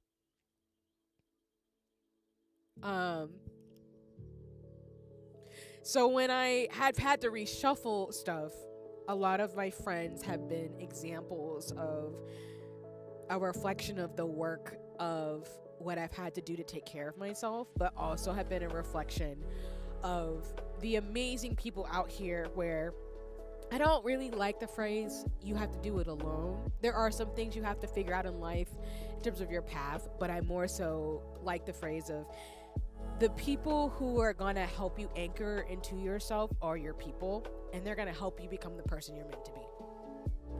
And they have always been so encouraging. It's been so cool staying up to the wee hours of the morning, playing games and talking about life. So Again, I know I'm a sap, but I did want to say that when I saw my Twitch recap, I got in my feelings so bad because it meant the world to me to just see how many times they'd been on stream lurking and just being around and even just popping up without having to ask. And I just really appreciate that. I really do. I know, Jinx, you're gonna say that. And also, y'all should check out Jinx. They're on hiatus right now, but like, again, Jinx is like my sister. I genuinely have loved talking to them. They're so sweet. Like, genuinely, I love them to death a lot. So, yeah. And I know, like, they joke around about drinking my tears. I'm the friend who always cries. I'm giving kudos. I'm crying because I love y'all too much, the Scions. So, but yeah, please find people who are looking for you, because I remember Ginky like brought me into this like really cute community, and like I could be sad and he'll be like, yeah, girl, what is your problem? If you don't get over here and play some games with us so we can make you feel better. Like, girl, what the heck? Why you crying? I've been shouting you out because you were the one who got the Scions together. But yeah, they have been there for me in so many ways. So if you see them around, that's why I tell you, please support them. I'm so serious. Like, they are some of the dopest family members that I can say. I genuinely love them a lot. I only want the best for them. And they've given me a lot, so. I was just talking about the fact that, like, y'all mean the world to me as Scions, Ginky. Yeah. Like, Ginky literally, like, we bonded over RPGs and games like that, too. I know they have been dealing with a lot of stuff, but the fact that they have been, we just vibe in terms of just friendship. Please go follow Ginky if you don't follow them. I know they don't stream as much right now, but when they do pop up, it is always a good time. But Ginky and I bonded over RPGs. They started playing Final Fantasy 14, and they knew Jinx and Echo, and then just like it was just like magic. It was just serendipitous. So I just love how life was doing that, 'cause I just wasn't looking for it.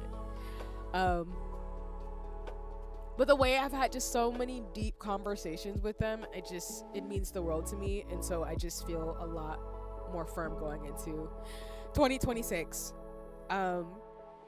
They have never said anything that wasn't from a place of genuine love and care. So I'm not trying to blow smoke over there. I'm just giving my kudos. I'm just so grateful. And that's why they're going to get really cute Christmas gifts from me.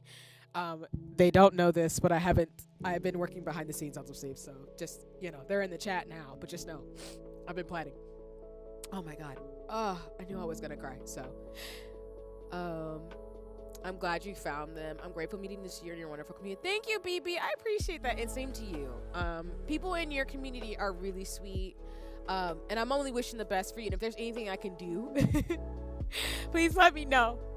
And hi, Gia. Welcome in. It's lovely to see you. I was just talking about Pinecone Friends and gave you a shout out because I knew I was going to cry on the stream because I'm just talking about how I just have this really dope community of people that I've been able to meet. But welcome in. I hope you're doing well. I've already cried on stream. I was thinking about my Twitch recap and recaps and stuff like that too, but no, Gia, like I see crying happy tears.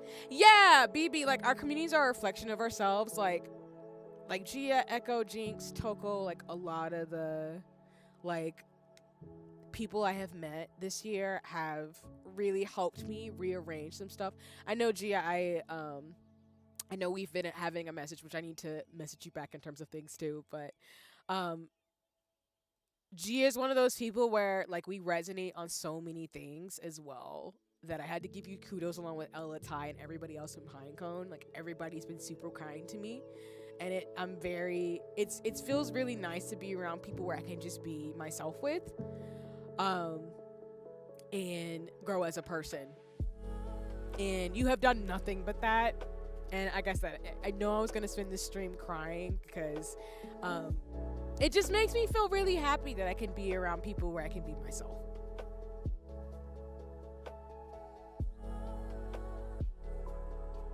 Because as an adult, they say like friendships change and stuff, but it's just the strength of some of them. Only if you're there okay with it. You know, if we had someone who invited us, made us feel like we ain't, you know who. Yeah, we won't talk about that person who Ginky's referring to. But you're welcome to join the shenanigans, especially if, you know, Final Fantasy 14, which I know maybe you're so interested in that, which I am happy to talk to you about that still. I do want to like check in and see if you'd be down for that, of course. But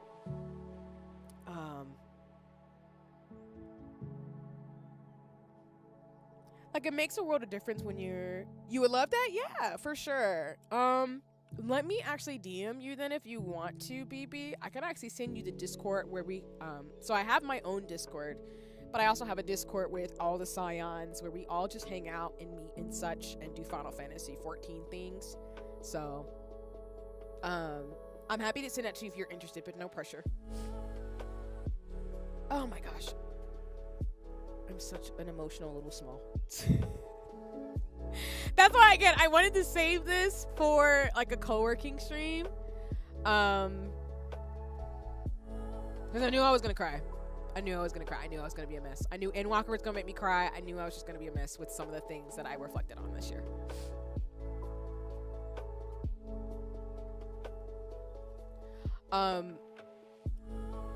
And then I will actually be right back. Like I said, I need to go get my other book from downstairs. I'm thinking it's in my like bag that I'll actually show y'all when I come back in a second. So I'm gonna leave the music on and everything. I won't put my BRB screen because it'll take a second. But I'm gonna go grab my bag with my other books so I can start decorating on stream and everything. So I will BRB. Yes, thank you for the reminder about water and tea because I'm gonna go get some juice actually. So I'll be right back.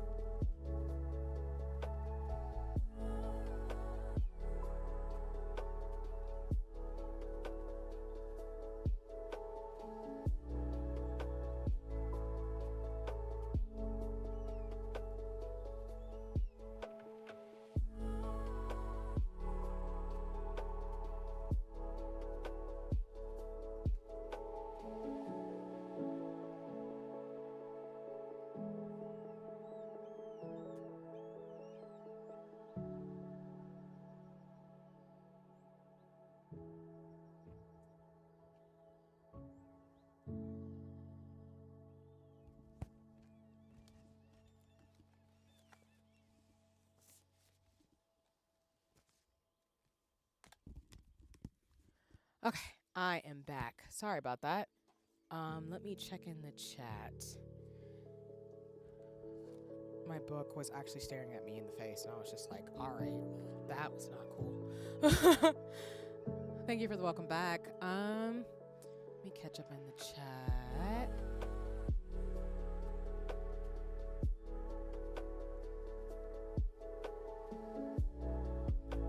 Get your tea and water. Yes, hydrate. Everyone needs to hydrate. Yes, please. If you're watching me, or you're co-working me, vibing, or just listening to me cry because of an emotional sap, please make sure you hydrate. Please don't do that to yourself. Respectfully.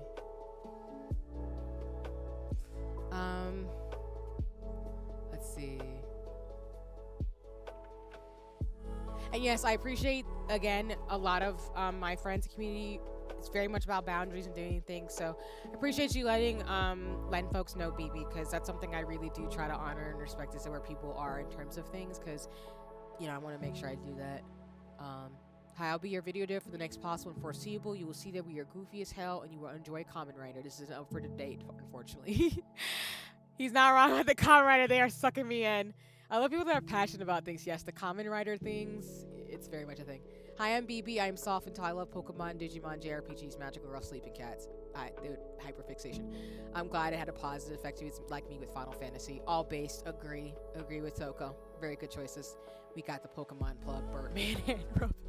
I'm so dead ass. If you down, all we ask is don't be weird. I've been so icky today, so I'm chilling in bed, currently with my cat. That's cool. I'm glad you're taking care of yourself, BB. I think that's really important to do that.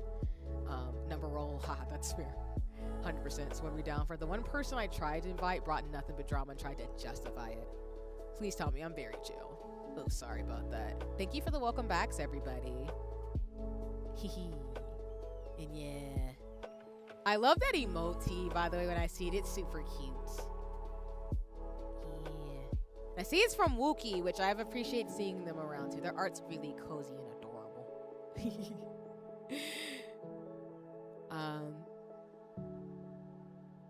Yeah, Ginky definitely acts like an older, like, family member in the terms of, like, an older sibling. He's like, hey, I'm just looking out for my people type of vibes. Very much has an energy. Just trying to make sure we all can take care of each other. You never did anything. You know, it just still felt. I let that. Ginky, that's not your fault. At all. I hope you know that none of us blame you for that.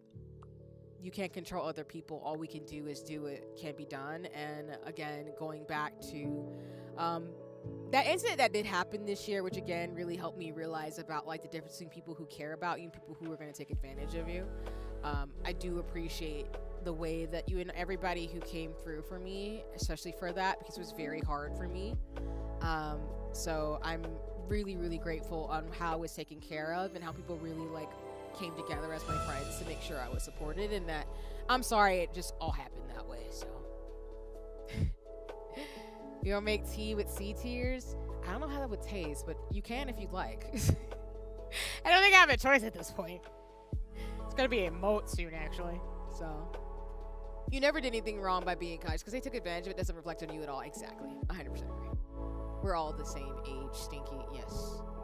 Most people I interact with, which is ironic, so it makes me laugh when people are like, we're so old. I'm like, y'all, we're in our late 20s, early 30s to 40s. We're all young. We've been through some shit. We all deserve better. Yeah.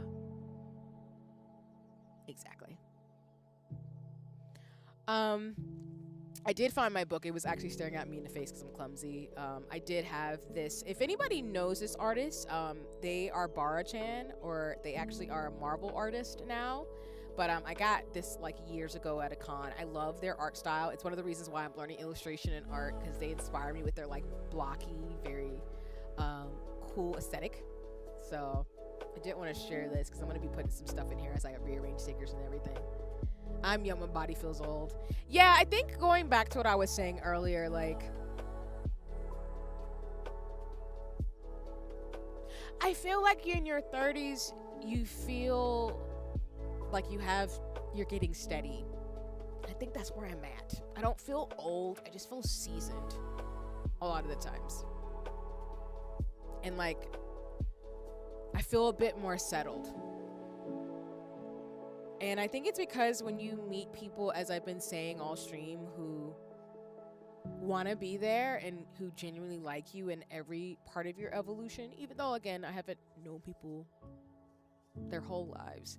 I think when you're the type of person who, you know, have been through stuff, the body going is the worst part of aging. Yeah, there is a thing of like, you do need to stretch and actually take care of your ankles when you're in your 30s, though. I will say that is something I've been trying to work on diligently more, because my ankles and my knees are like, ma'am, I know you like to like break dance and do stuff, but you can't you can't do too much without like stretching. And I'm just like, all right, that's fair, I get it.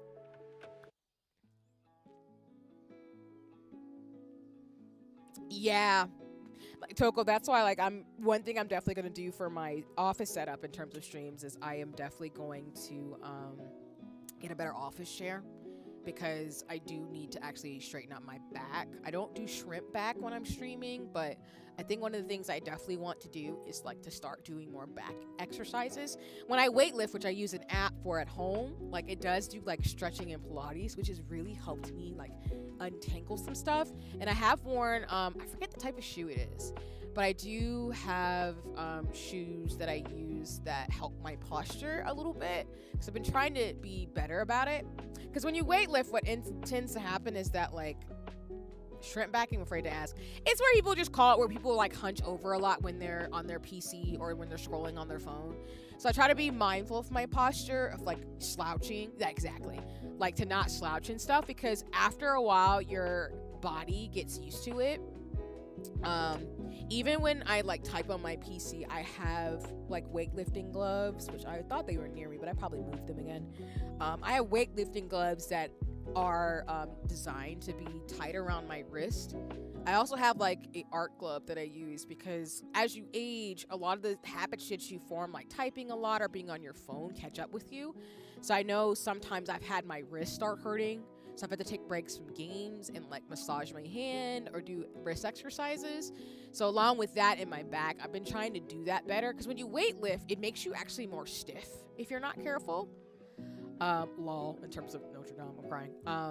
But it makes things rough for you in regards to stretching, and like your back is a major part of your core. So that's why when I weightlift, I don't do this, don't get me wrong, like building the booty and, you know, in terms of things in regards to weightlifting, I'm here for that. We love it here. I'm Black. I love that about me and my life. But I do try to be mindful of stretching. Like I do have different like I have like devices and little hand tools I can use to stretch, and I do have compression gloves, which is why again, we were talking on a few streams ago about BB Shop in terms of having compression products. I do look out for stuff like that, because it does make a difference of, you know, increasing blood circulation and just thinking about aging healthily, because that's my big thing. I had the privilege to go to school and learn science and exercise science, so like I've been saying for streams, I'm the type of person where I've always been very much about the fact that we all, our products do help people a lot, which I'm grateful to hear that. You have BB's compression gloves, Gia? That's awesome. Which ones do you have? Because I've been looking. BB has a few that I'm looking at, but again, the Galaxy print I'm a fan of, because I love that print. I'm never going to get sick of it. It's literally the equivalent of my Uchiha for folks who are into Naruto, but it's equivalent of like, if I see something Galaxy print, I'm there. But yeah, like I'm the type of person where I believe that disability is a part of the human experience, as in our bodies age. We are not always going to be able-bodied and nimble. So I think there's a way to healthily age, and there's a way to embrace it. But the reality is like we all are going to go through what we're going to go through, and you could slip tomorrow or something and, you know, have an issue. So one thing I've really tried to embody, which reflects on why like this year is really like a accumulation year for me, is that when I was younger, I started really trying to think through like what type of thing that I want, even past the weightlifting. That's why I take walks and take vitamins and like, you know, just try to take it slow. And of course that's not always possible, because capitalism is a thing, but being mindful of where my body is and not doing the absolute most. Even me, like I'm trying to get better about not scrolling on my phone and using my iPad more, so I don't do this motion with my hands a lot. Because what happens is that like your hands can get stiff because you're using your thumb to scroll on your phone, whatever hand you use. So it's just these little things that I've tried to pay attention to over the years and be like, what can I do to make my life easier? Because that's why I think like accessibility should be a conversation for everybody, because if you can make your life a little bit easier, do that. Yeah.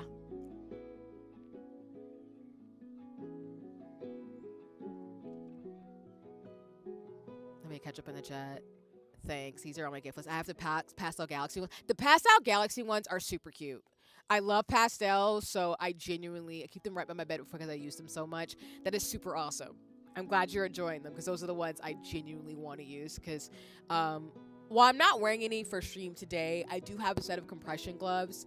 I have compression socks too for my legs, so I am gonna start to do that more because I want to do more like crocheting and makeup and nail art, and because it requires like finite details and I have tiny hands, I have to be mindful because I'm going to be typing and doing research that I'm not hurting myself either. And something I'm just thinking about in my 30s now, where I'm like, yeah, I'm young, but I'm gonna age. I'm gonna be 40 in 8 years, so you know, maybe I am old. I've had this stiff ass neck for a week straight. I got a heating pad on right now.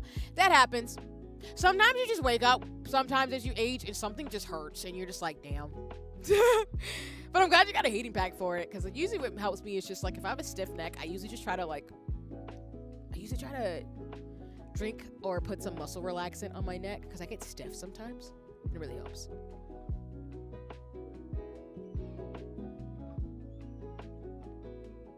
I know the ads are here.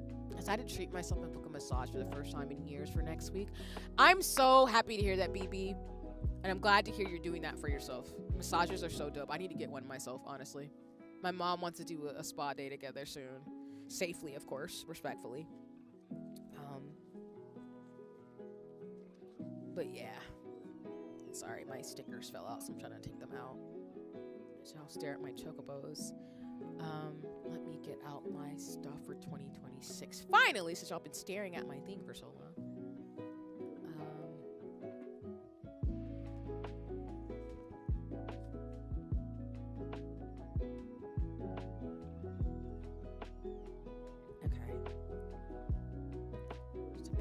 Just had.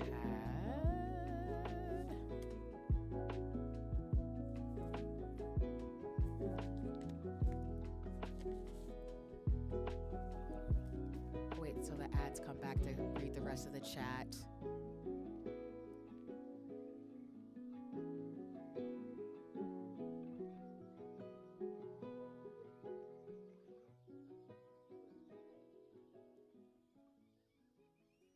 Oh, and let me actually move some of my stuff to where y'all can actually see more of what I'm doing. I'm so sorry.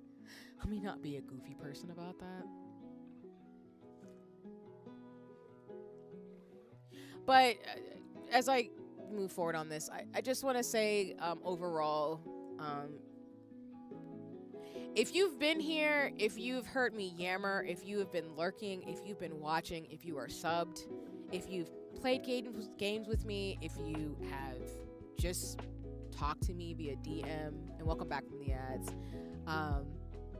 Thank you so much. I'm not looking to, like, I have goals and ambitions, but I'm very much somebody who, again, is all about like trying to build community with people. And like it made me emotional seeing people like hang out in the Discord and being able to jump in Discords and VCs with folks, or when people see me, they're like, hey, see what you doing in here by yourself? They just come say hi. Like, I genuinely love that. Like, just to be able to pop on and just say hi to people. Even, shout out to Azure. They were streaming late Marvel Rivals, and the fact that I got to just pop on is really, really awesome, and I just super enjoy it. Hi, Suo Nova. Welcome in. Hi. I love your name, and I love the emote. Oh, Discord. Okay, let me, I'm gonna actually fix that, Gia, because I gotta fix my Discord, but let me send it to you. I can DM it to you. For those of you in my Discord, I am gonna switch up some of the channels, so that way, for those of you who play 14 as well, you can go to the Final Fantasy 14. I have 2 Pine Note Disco so far. Nice. And also, like, you know, be able to find people.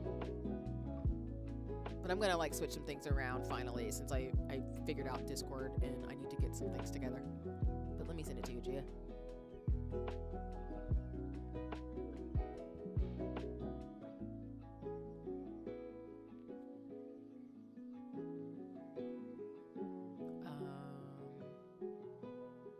But hope your day is well. Welcome to stream. Okay, I just sent you the invitation, Gia.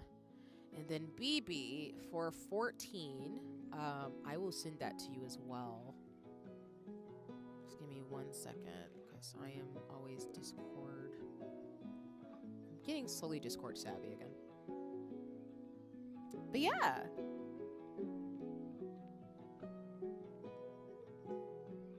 And let me catch up in the chat, because I missed some messages as I'm like looking at how to decorate this.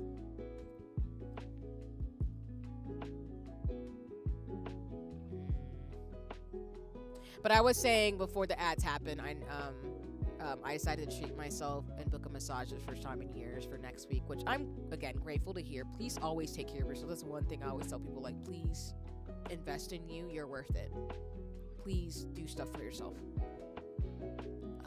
See you saying this is an Aries season, you right to the core, so you really just always try to move the lights.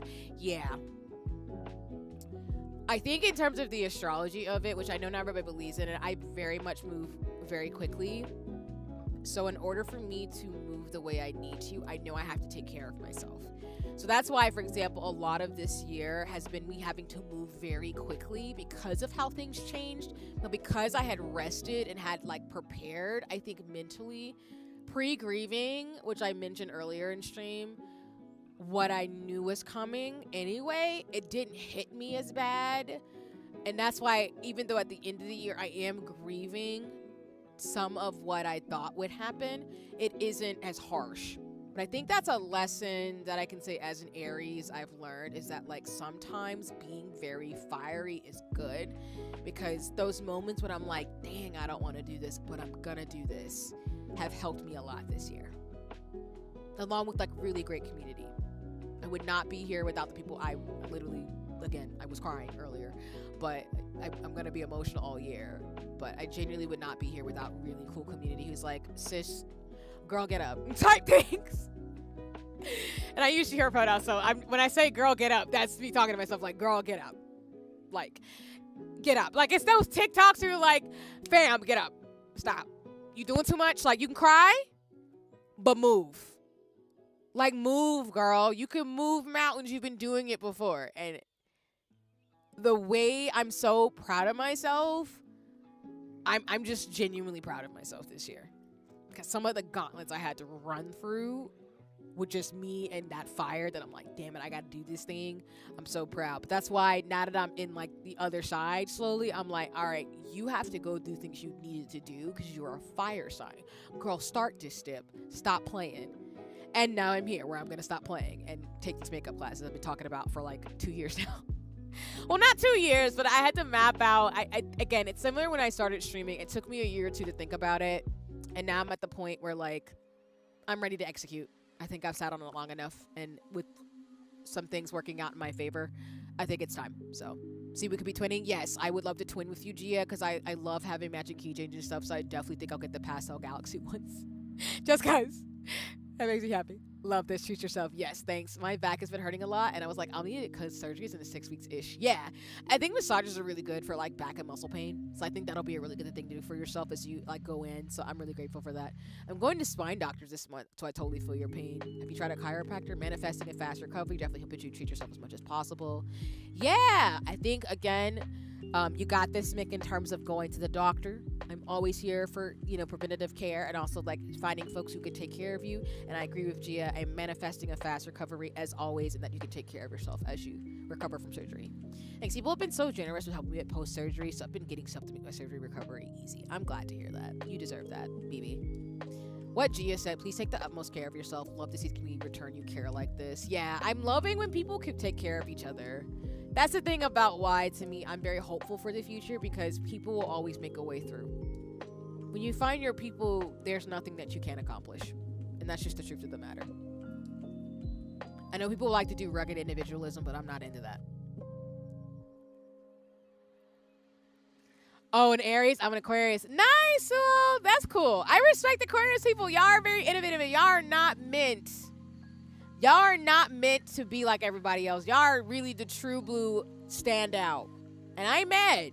Y'all need to do y'all thing and shine y'all light, because y'all are here to be humanitarian in the way that you are unapologetically yourself. And if anybody got problems with you, they got problems with you. That's a PP, a personal problem. Girl, get up is such a fire sign code. Yes.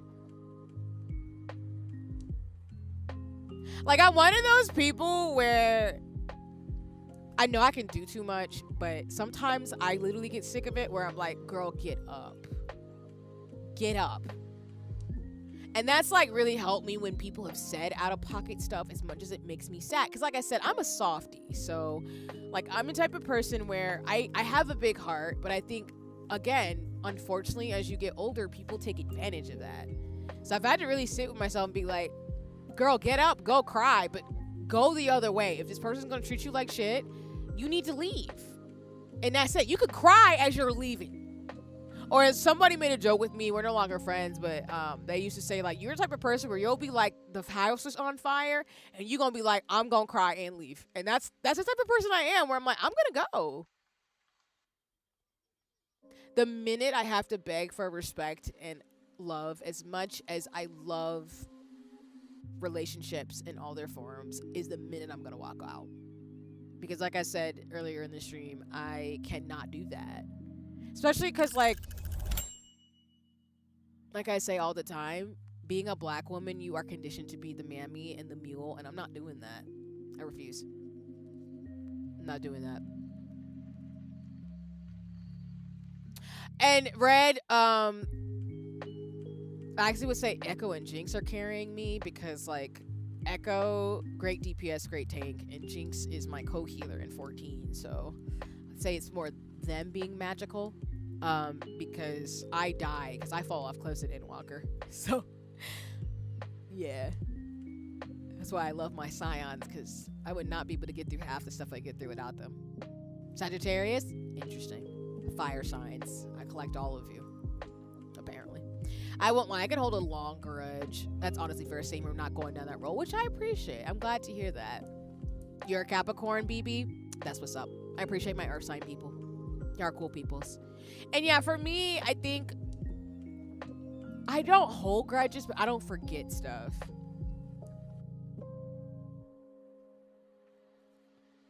And what I mean by that is like, I think one thing I appreciate is I don't like being kind to people who are genuinely being malicious and evil and harmful on purpose, obviously, because I don't think turning the other cheek, as people misinterpret that phrase all the time, is really good of a thing to do. Sometimes the best thing you can do is tell someone to, excuse my language, fuck off. And I believe that. Like, I think being able to stand up for yourself and what you believe in, people should do that. You should not tolerate intolerable things. I genuinely believe that. And I'm also the type of person where sometimes it's not worth it. It's just better to walk away from people and not have that heaviness on my heart for someone, how they treated me, because that's their problem, not mine. I'm gonna go live my life. And to me, the best way for me to do that is to go follow all my dreams without getting caught up in people's BS. That is their problem to figure out. And that's, again, this is just for me, from my perspective. Everybody has different perspectives, but I've just lived a life where I've had a lot of people, again, take out their insecurities and frustrations at me, like I said earlier in stream. I've just learned that I just can't do that. Like, it's one thing when you're going through stuff and you got to work on yourself, and sometimes we're not perfect with our friends, and that's okay. That's completely fine to me. I'm not lambasting anybody like that. I know I haven't been perfect in that way either. I think it just gets to a point, though, where sometimes people do think that they can use people as emotional punching bags, and that's something I've had to learn about, and why I think boundaries are really important, because some people will take out whatever they got going on you because you will take it and let them do that. Versus I'm like, I'm going to have a boundary and I'm just going to move. I'm not going to be in the line of fire. But I think, again, that goes back to like my Aries of I have a very strong sense of self. to where I don't mind being vulnerable and all these different things, but it is a learning progress of what that looks like and how to take my time with my fire to be able to get close to people, because I think that's the thing I'm relearning. I know I'm a wind sign, but I have a long, passionate, like a fire sign, and that raises up in me when people either do me wrong or do the people I love wrong. But I mostly can ignore it if it's me. But the minute you screw it or hurt the people I love mentally, immediately in someone's face, I won't lie. I'm like a wolf dog when someone I love is hurt, loyal, but that can also be used against me. That is fair.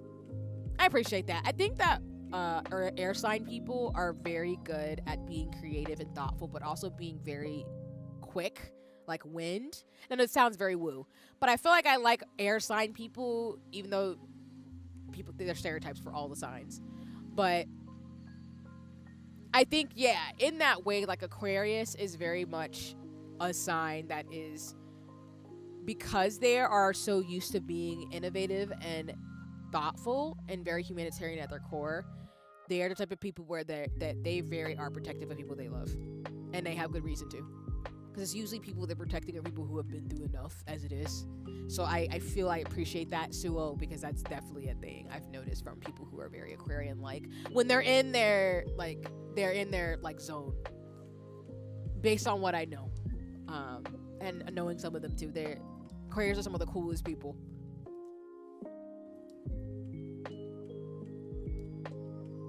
Gee, I have stories for you. I have stories for you. I do. I have a lot of really like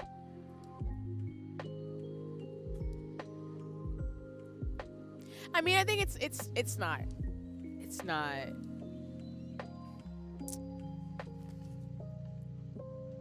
like completely new, but you just get used to bad behavior from people.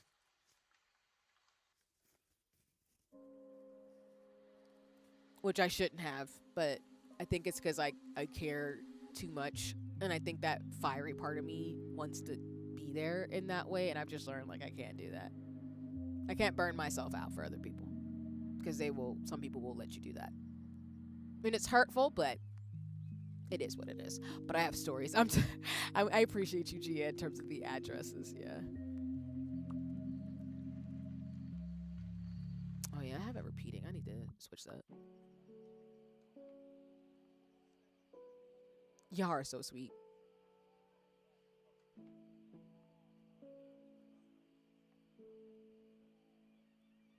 Yeah, to what's being said in the chat, Red. Yeah, we're talking about zodiac signs, which is a part of astrology. I know some people do not like astrology or care for it, but it's just one of those things where like there's 12 zodiac signs, and people have just different aspects of their chart.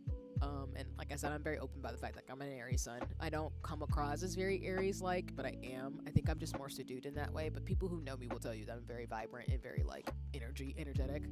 So I'm very energetic in that way. Yeah, so we also very narrow-minded at the time when it's something of focus, and we focus on that one thing immediately. Sometimes I need to call it like, hey, something couldn't be right. Maybe look into it a little bit more. That's fair. And I think that's good in terms of like the human part of it too, because I think in general, like again, I'm talking about astrology, but I think like being human is remembering that sometimes our perspectives in general might not be the best ones, or that we can get more feedback and clarity. I know I've done that too when I've been very fiery about something, and I'm like, let me take a step back and like think about it from another person's perspective, and I catch myself. So I appreciate that, for real. Thank you, BB. I know we won't get caught up with Capricorn by my side. We love our Capricorns. Yeah, some people don't like it, which is fair. I just love the zodiacs a lot. Yeah, I think it's fun to talk about zodiac signs. I do too. Like, I think, as I've said on stream, I think astrology to me can be a tool that can be fun, and you can learn about yourself in the way that I think Myers-Briggs and everything can teach you about yourself. Again, I think it's more blueprints of how you can choose, and then just this really cool of a concept of like astrology being based in astronomy, where you learn about who you are as a person. And I love how I'm going on my rant and it goes to an end. Hold on, let me cut some of this paper out.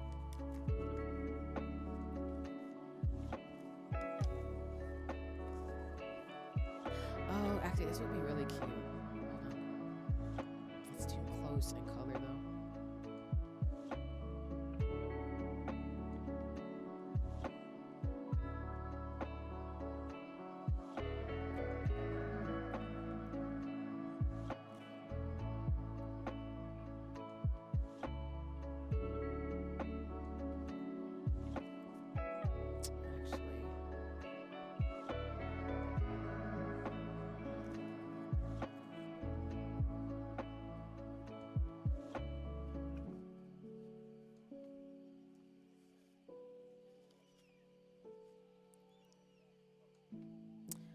a snowy print on that. Do I gotta take this out? Yeah. I don't want to use the snow on that.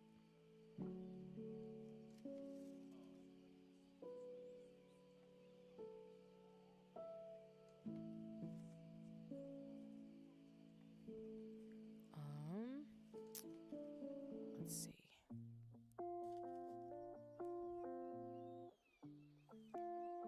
Waiting for the ads to finish up as I get this going. Welcome back from the ads. I'm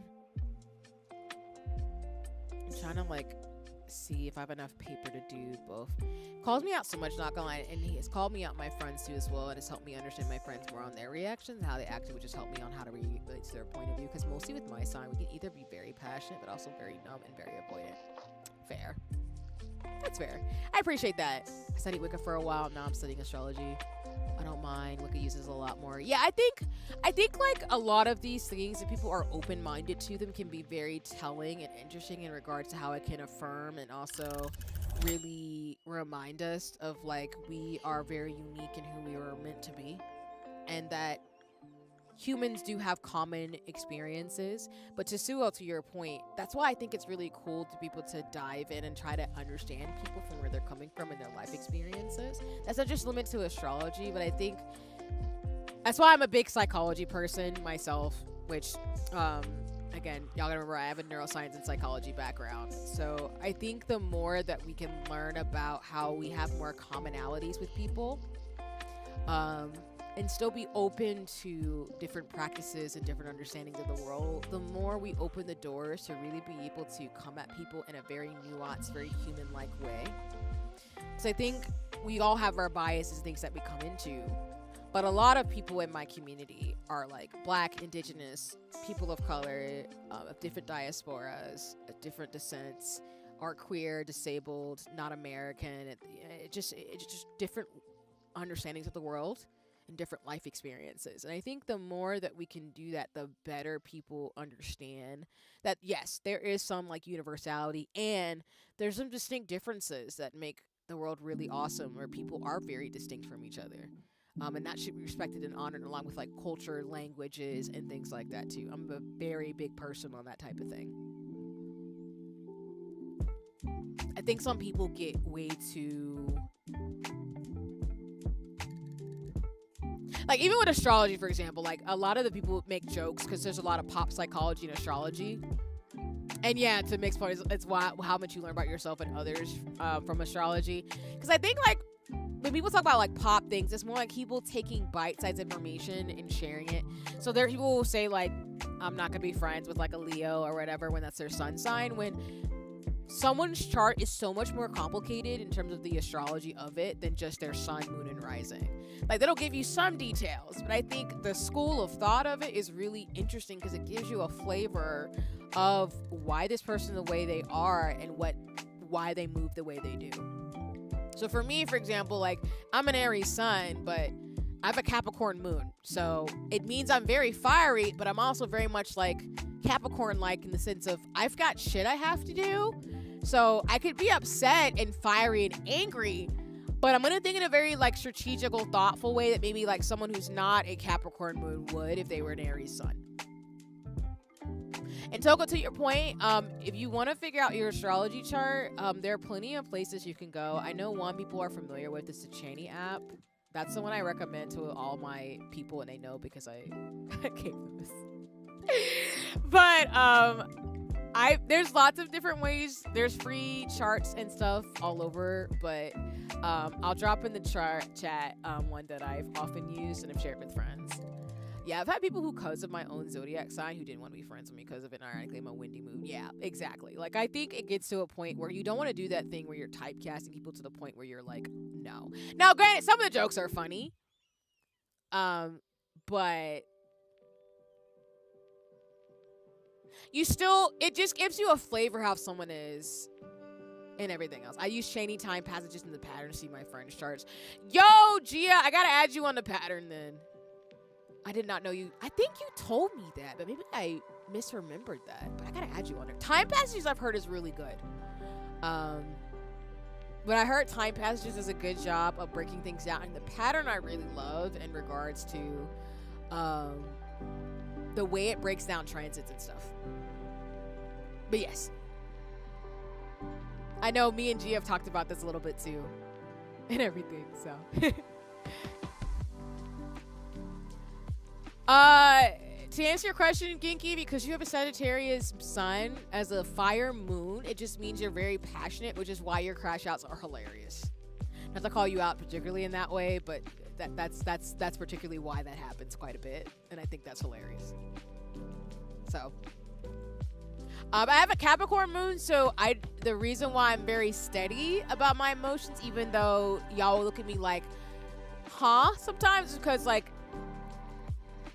I think sometimes Capricorns, like Capricorn placement people, are very, sometimes you need to remember to have fun, and I think that's sometimes a thing I need to work on, of just, girl, get up, but also, girl, if you want to twerk in your house and make the stallion for like 2 minutes, make it fun.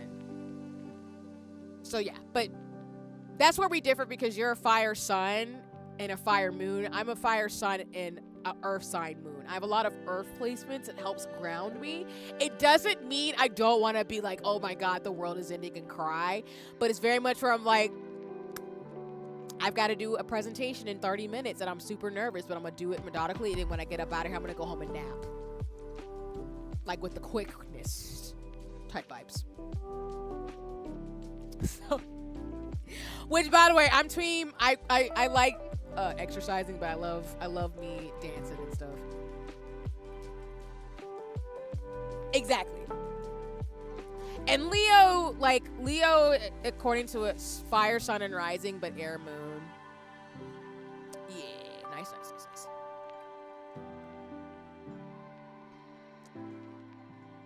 But Leos are the fire signs that are meant to stand out and have attention. But, I mean, that tracks, though, because of your rising sign, Genki. You're very Venetian ruled, so it's very interesting. Exactly. You're built for it.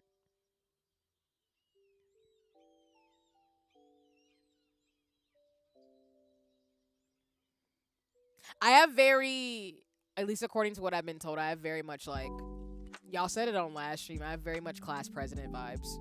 With that intentionally, I have class president vibes. Like, I'm the type of person people look at and they're like, I want you to lead me. And I'm like, but why? I never got that. And now that I'm older, okay. All right.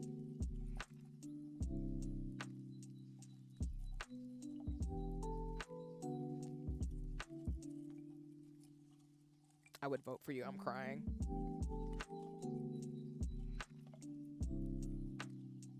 I think it's very much my Capricorn placements that make me very much like a people can trust me to lead them type things, and I'm not looking for it, but I genuinely think that's partly what it is, which makes me laugh.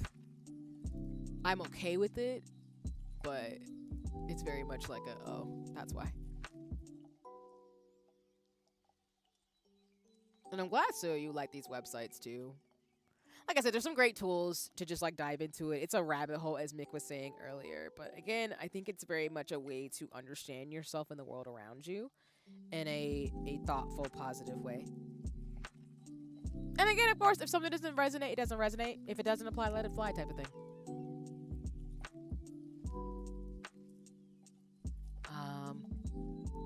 Hold on, I'm trying to add you, Gia, as I look at my phone. I'm a rising Capricorn, a sun Sagittarius, and a moon Taurus. That tracks, Toko. I've adopted all these fire sign people. Your committed relationship is a Taurus. I'm like, my mother is a Taurus. I'm crying. See how astrologists reads the filth out of you sometimes? I think it's fun. Toko, that tracks though. Very much like artistic, very fiery and passionate about what you love, but in a very like steady way. It very much tracks. And again, Sagittarius, that's a fiery thing. You're a very fire sign person. And then Capricorn and Moon, yeah. I think that's why we vibe so much though. And then Gia, I am just about to add you on the pattern, so just give me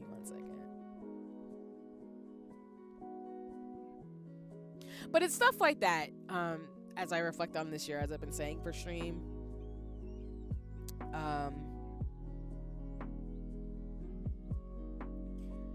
I'm at a point in my life where I think there's just some behaviors I need to let go, like I've been saying for a while. But I think I'm letting them go in the sense of trying to be more open about what feels right for me, and to kind of like let go of some spaces that didn't make me feel like I was valued. And I know that sounds like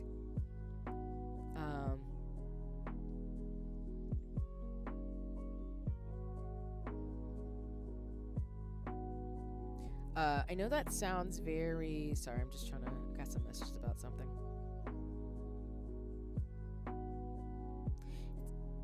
I don't think when you're any age that you stop learning life lessons, but I think for me, a lot of the ones that I've had to learn this year is that I just can't be the same person that I was, that I have been.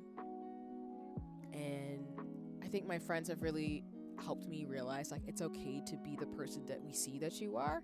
Not that I'm doing it for them, but I think it's a different space to be in when, like, you've seen the work you've done for so long that you've been hibernating a little too long. Because when I go through a lot of stuff, I tend to hibernate, and what I mean is that I'm just thinking on it. And so I think a lot of the lessons this year have taught me that, like, I think you've hibernated enough. See, I think it's time for you to be open, because this is safe for you now. And sometimes that feels uncomfortable, because when you're used to a particular type of environment and area of your life, it feels strange. You feel like you're in a place you didn't think you'd end up. But there's a lot of beauty in that, though, that I've really thoroughly enjoyed and have been, like, sinking into as a person. And so I think the more I've leaned that a lot this year, the more I've been like, okay, I don't know what the hell's happening, but we're gonna lean into it. Which is why some people around me been like, see, what are you doing? And I'm like, I'm processing. He's like, girl, bye. And I'm like, okay. All right. And that's a fictitious way of saying sometimes you gotta stop taking life so seriously. And sometimes you have to be open and knowing, like, it's time for you to shift and move in this direction and be open to things. See, it says we have a golden really? I'm laughing. I'm not surprised, though. Because from our first, like, interaction, Gia, we just been kicking it off. I don't know. It's like that thing I've told lots of people, where, like, where have you been my entire life? Why didn't you come sooner type vibes? Well, I don't know how that works, but...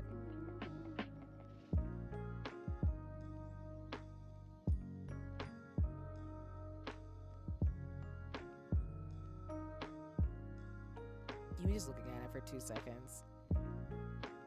I'm laughing.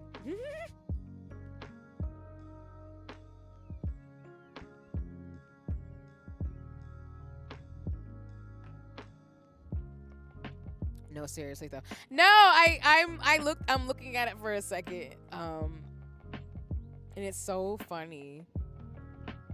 This totally tracks.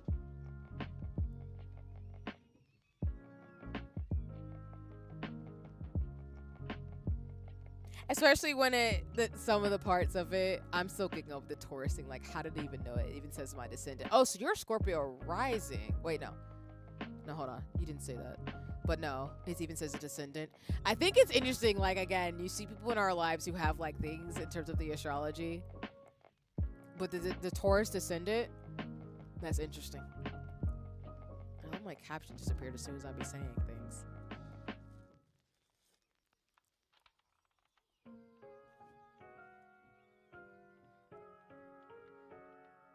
But I'm really happy to see that. I just looked in there for a second, G, and it did say epic. And I was like, oh, wow. Even the way it said that, like, the way we met was very unusual. And thank you, Soul, for the follow. I appreciate it. I hope you enjoy it hanging around for shenanigans. But even the way it said like we met and we could just like immediately kicked it off, that's so funny because we really did. Like I'm telling y'all, like some people I've met this year feels like, it sounds heavy, but it feels like some people I was supposed to meet this year was very fated. And I genuinely believe that. That's why I know I've been talking about the fact that like sometimes you do have to move around.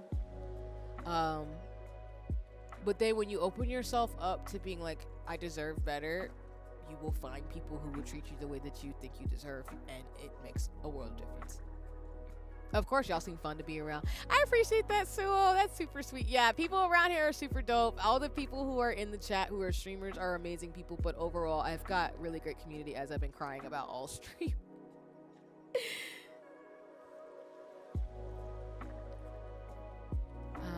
I'm going to actually do what I did last year, cut little squares and then add washi tape and see how I like this. Because the last time I did this, I tried to use glue and I got mad because I told y'all I frayed my thing and I hated it. So now we're gonna just use washi tape and see if we can tape it down. That's my logic anyway.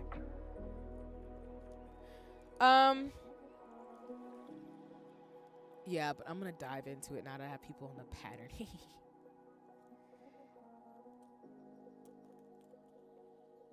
It just feels really good.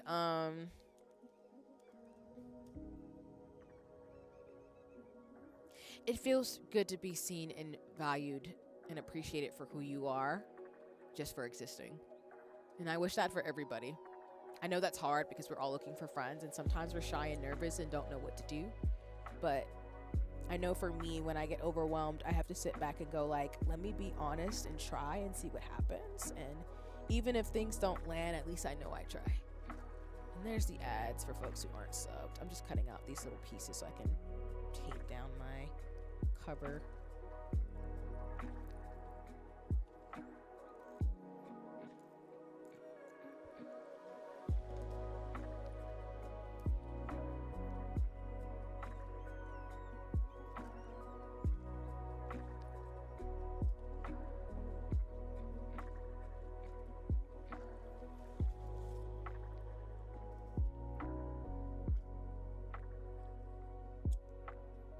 I'm what you call a woo-woo girl, though.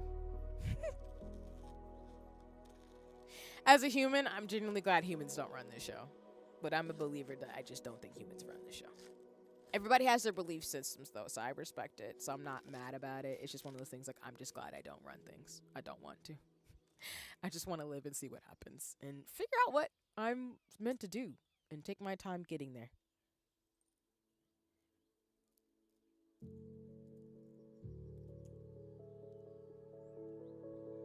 So what this means for people watching me, I am going to do more art things. I am going to really tighten up in terms of Discord and mix it up. I'm really going to try to put myself out here. Welcome back from the ads. I'm just cutting out these squares so I can decorate my thing with washi tape. I'm really going to spend a lot of time sitting with some of these lessons I've gotten this year and really just think about like what that means for me to be a better community and friend to people. And I know that sounds counterintuitive, but I really want to make sure that I'm not carrying anything that's not mine to carry. Sometimes when we go through stuff, it's easy to be like, oh, we're always the victim and we're always like in the right, but sometimes we're not. So it's really important to kind of sit with ourselves and go, okay, what happened exactly? What's been going on? And what does this version of me need to do in order to follow my dreams and go around like-minded and heart-minded people? I think that's where I'm at my life right now in my 30s. And I'm so grateful for streaming because I think it's at that intersection of science and art for me where it's helping me kind of tie my thoughts together. But the 30s is still a young time. It's a time where you go through a lot of changes. You just don't know what tomorrow brings. But if there's something I can tell people, like I always say, is that I want my life to be like a storybook. I don't want to be perfect. I don't want people to put me on a pedestal. I do love and appreciate my people, but I want to be somebody that you can say, hey, if she can do it, then I can do it too, and do it my own way. You don't have to do it the way I'm doing it. But I think that's been a lot of me in my transformation that I'm going through right now, which feels very weird. But being the planet that I am, I'm gonna go do my thing and support people who are just doing their thing too. Yeah, self-reflect a lot because we're human. We make. Oh yeah, BB, exactly. And hi, Kit, welcome in. Hope you're doing well. Yeah, I've made so many mistakes, things I'm not proud of, things that I'm like, that was not great. So I give a lot of grace in terms of that too. I think I need to learn to like give myself a lot more grace, but I also have learned to give people grace too, because sometimes like if people are genuinely just coming from their lived experiences and I'm only used to something, it's 100% okay to be like, yeah, that's fine. Having boundaries and say, hey, that hurt my feelings, but I still love you anyway, I think it's really important. I'm crying, kid. I know you're joking, but I appreciate your humor. I want my life to be calming because mine has always been one. I just be minding my business and comes at me and say, yeah. I agree with you. Like, I know people look at me and they're like, you do so much. See, I'm like, I do so I can live a very calming, happy life. I've always, my dad has always told me this, just like, you're the type of person where you can just chill and you would be fine. And it's not for me to get the bare minimum. It's more like, I want a life that feels fulfilling for me and to be free and to be myself. That's it. I have a faded connection. That's super cute. Thank you for the show, Joe. That's adorable. Just like I'm still geeking out about me and Gia having like the power of friendship. I love that. That makes me so happy. I'm such a nerd about that. But for also, I forgot to mention on the power of friendship. If you're in the Discord, and I'll coordinate this with Pinecone, I do want to make that Sailor Moon watch party happen. That's gonna happen. I genuinely want that to happen. Yeah, Gia, exactly. Like, I think a faded connection is super cute. I love when people like line up and have like the romances that they do. I love seeing people being genuinely loved and appreciated. And just like Gia, which shout out to Ho, by the way, super cool person. I need to shout them out actually, just cause. Hold on, make sure I get the spelling right. I do this every time.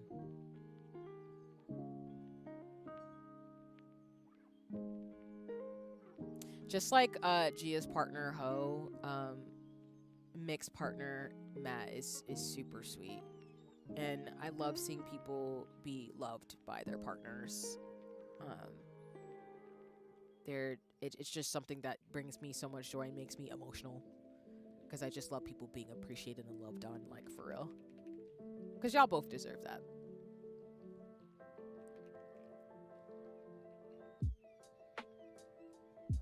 Let me see.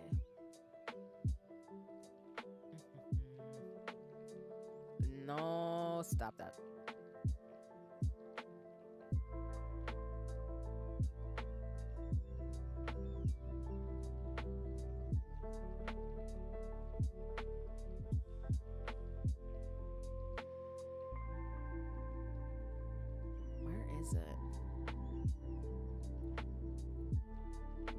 Oh, he's sick. I hope Matt feels better. Which is so accurate, yeah. Also, Gia, if you don't mind, can you give me Ho's username in the chat so I can give them a shout out? No pressure, of course. I just want to make sure I have the spelling right. I think I do. Maybe I'm tripping, though. Sometimes I have my glasses on, I'm like, wait. What's going on? Just so y'all should go check them out when they stream.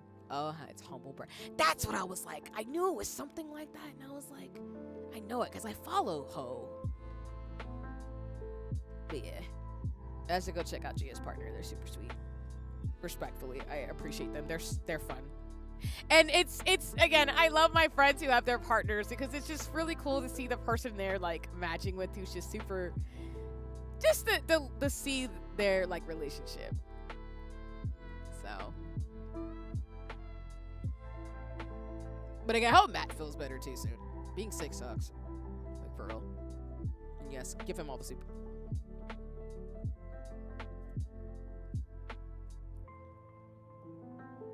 Yeah, I think I'm gonna like this. Yes! Okay. Let's see if I can do this right. I'm here to co-work because I'm not datifying my sister with my presence right now. Nothing bad. She just watched Mushinos I hate and refused to watch it. That's fair. Thank you for lurking and hanging out. I appreciate that. Outside of her watching things that you don't particularly enjoy, I hope your day hasn't been bad, kid. Also, Kit, I needed to follow up with you. We're still on for collab things with everybody, right? On the 20th? Correct me if I'm wrong. He doesn't like soup? Oh, okay. That is real. I love soup, but I know some people don't like soup, so I can respect it. Okay, I'm trying to do this way. Sorry, y'all. Let me get this better in the screen. Again, I do this every time. Yes, nothing has changed. Bad. Thank you. I just wanted to make sure. Sorry, there's a little bit of trash. I'm gonna actually move this over here. He runs hot, but doesn't like hot things. Ah, that's fair. Okay, y'all can see this a lot better in the screen. I'm gonna try to use washi tape to layer this down versus the way I used glue, because I think the paper didn't like that the last time I used it. So.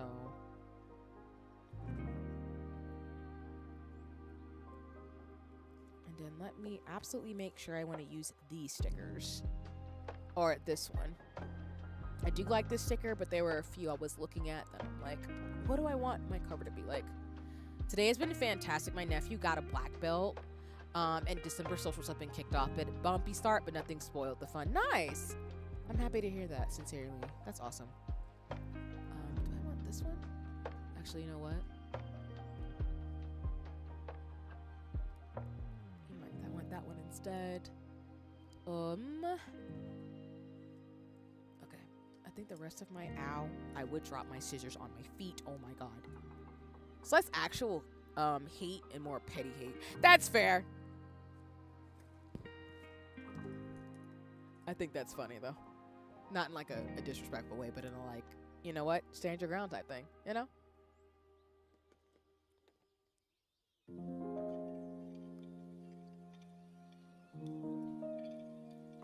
Next year, you're just gonna see me do a lot more bold things. Not that I wasn't gonna do that in the first place, but you're gonna see me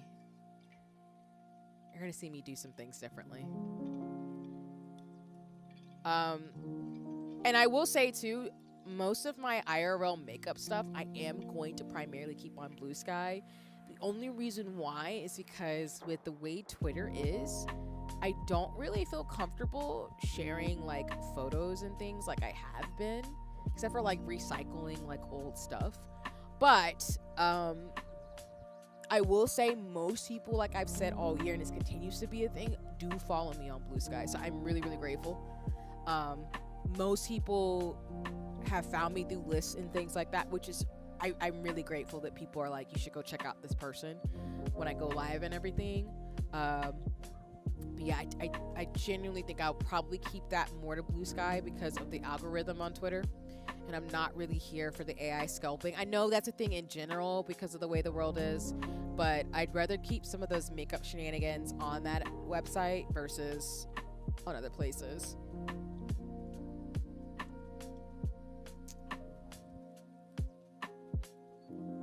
Is there? Let me see.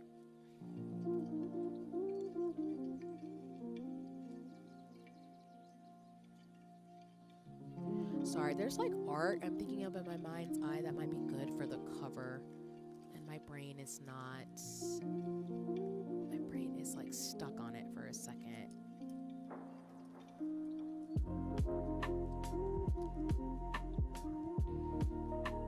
Most of my makeup streams are going to be swatches and things, though. I have a plan of what I want to do along with the science ones too.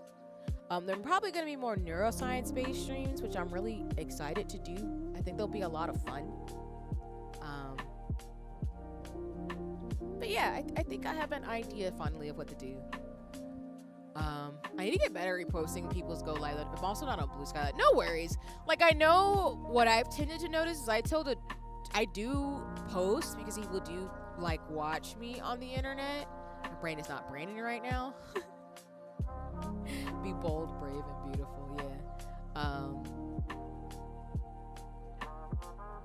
Yeah.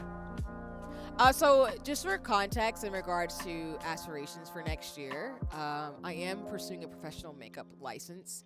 So what that basically means is that my goal is, like, I've done makeup for about 10 to, well, shit, when did I start? I think I was like as young as 12, 13, 14, so maybe teens.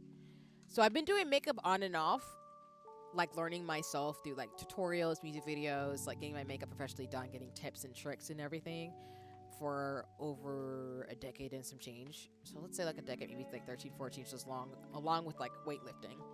So my goal is to actually be professional, where I do want to actually get a cosmetology license to a degree. And what that means is it depends on each state. And for those of you co-working with me, I think it's a 10-minute break.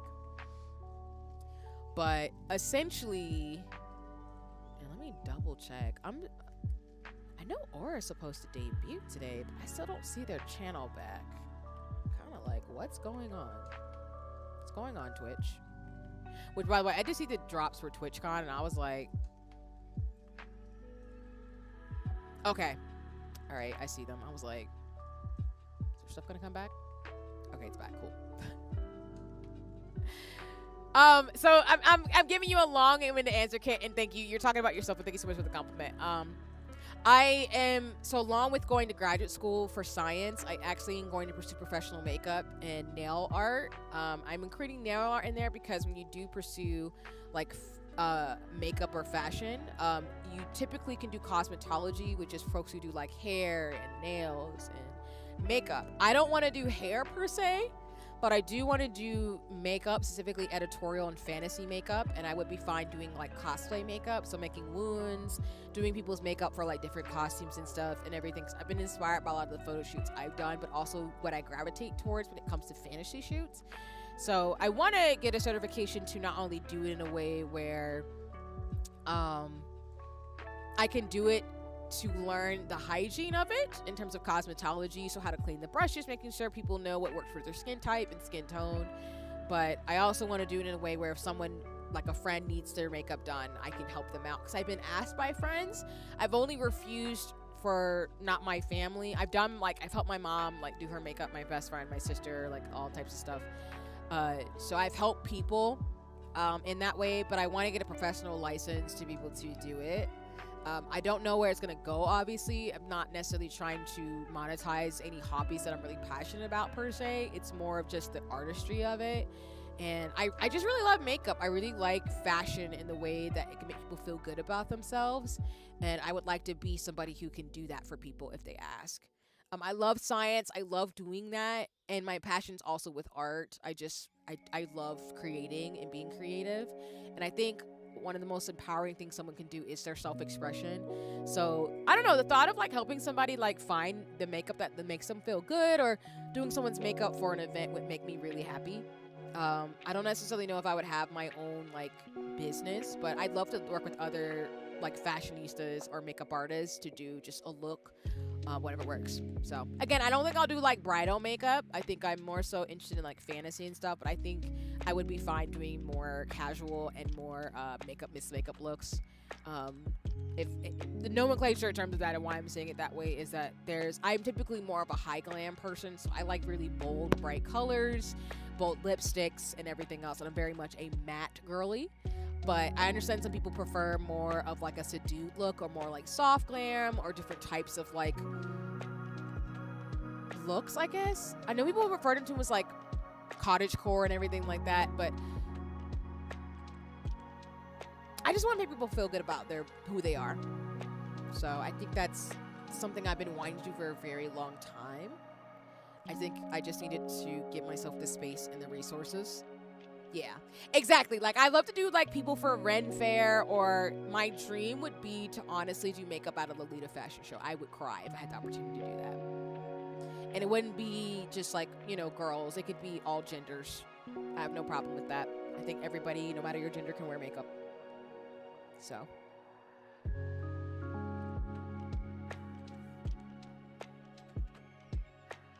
Now it's gonna bother me because I really want to use this print.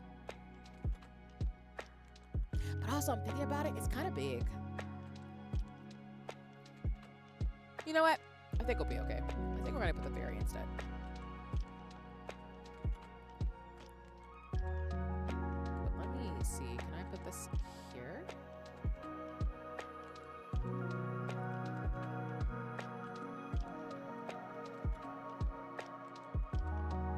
Yeah, let's do that. Then if I cut the washi tape.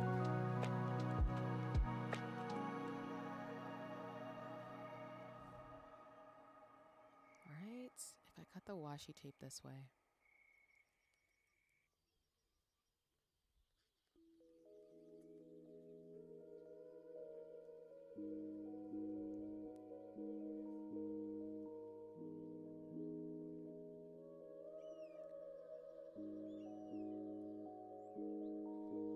I am excited for 2026 though. Obviously I'm gonna do these things safely. I'm still somebody who wears a mask everywhere I go and just trying to look out for myself and my community. Welcome back from the ads. But I think I'm now doing it my own way, and I'm getting out of my way in terms of how it's supposed to look and what it's supposed to be, and just existing and moving forward in that way. And I think it feels really good. I will have to be diligent about it, so that's why I've said for streams I am moving towards my my Friday through Monday schedule now. So I will no longer, for the most part, be streaming Tuesdays through Thursdays, but it's fine.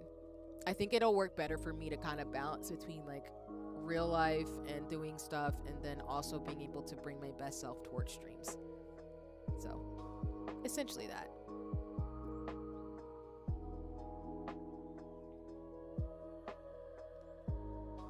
Alright, we're gonna attempt to do this. I don't mind if it's a little flawed, but I do want to like tape this down for the most part. Let's see if we can get the washi tape going. I think if I do it a particular way, let me think about this. I'm so sorry, yeah. Like, unfortunately, because of my class schedule and some of the coursework I'm gonna have to take, there's just some days that are just not gonna be amenable for me to stream anymore. But it also just means I'll be able to watch and encourage, you know, folks to watch UKit and everybody else who will be streaming on those days I won't be around, so. I will have occasional, like, pop-ups and stuff, too. But I've already got my class schedule until, honestly, June of next year, so. It's pretty clear, like, there's just some things I'm not gonna be able to do. And I know me, if I try to, like, do too much on a day I have class and homework, I'm gonna stress myself out. I know how I was during my master's program, so I know better now. But I know you're joking. Okay. Oh, sweet buttercups.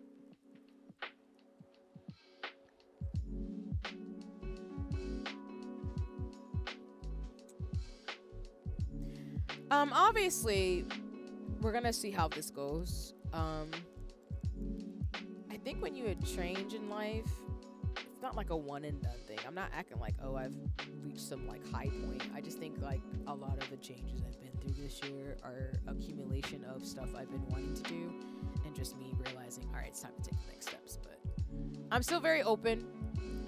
As I tell people, like every 5 years, if you'd asked me what I was gonna do, I'd be looking at you like, I didn't think it'd be this thing, but I'm doing it now, so I don't know what to tell you. That's why, again, when I was talking about it, I've talked about it quite a few streams, but I tell people, like, when I talk about the fact that, like, you gotta be open, this is what I mean. Because if you told me 5 years ago I would have pursued professional makeup and artistry, I would have looked at you like you were wilding out. 5 years ago, if you told me then if I would have been in public health, I would have looked at you like, no. And then 5 years before that, if you told me I'd be going this route in terms of like being on the online, no. So every couple years for me, it's been a transformation of things I did not see, but I feel more and more in alignment with where I'm supposed to go, which feels liberating. And I know it's a privilege that some people don't get to say in this lifetime, but it feels like the more I just follow whatever that feels like, the more I'm like, okay, I don't know what the hell this means, but I just have to go. I just know how I want to feel, and I know what my life should feel like and look like. Maybe not even look as a good thing, but it's more, you can have standards and expectations, but also just know like what you actually need may not be what you want, and that's okay. I know sometimes people interpret that as like, see, you're telling me I can't follow my dreams. I'm like, I didn't say you couldn't. I just know I don't live that life. So I've lived a life where sometimes you forge your purpose in mini because it kind of just smacks you in the face when you're not looking. And that's just how I live my life. That's why I think I'm the way I am, where I'm very flexible about stuff, where I'm like, yeah, I wanted that like 3 years ago, but now I don't want that at all.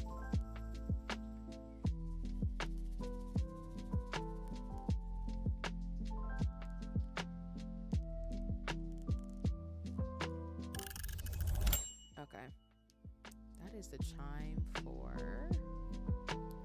the end of the 2 hours. Let me see what time it is.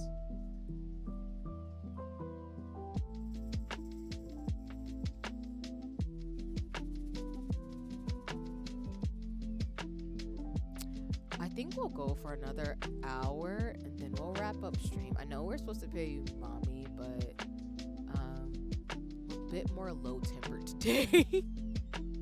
So we might do that next stream. So we're gonna go for another hour because I want to make sure I get this cover done, because I'll be spending time in my HIYOKO and stuff today. Gaming. I've been playing a lot of Marvel stuff. So happy living in an era with sewing machines? Yes. I definitely agree with that. Like, doing more with less has taught me that, like, less doesn't mean the bare minimal. It means doing more with less means quality over quantity.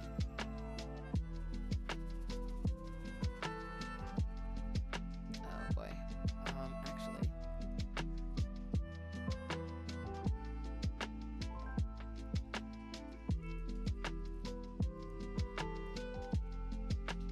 Let's see, can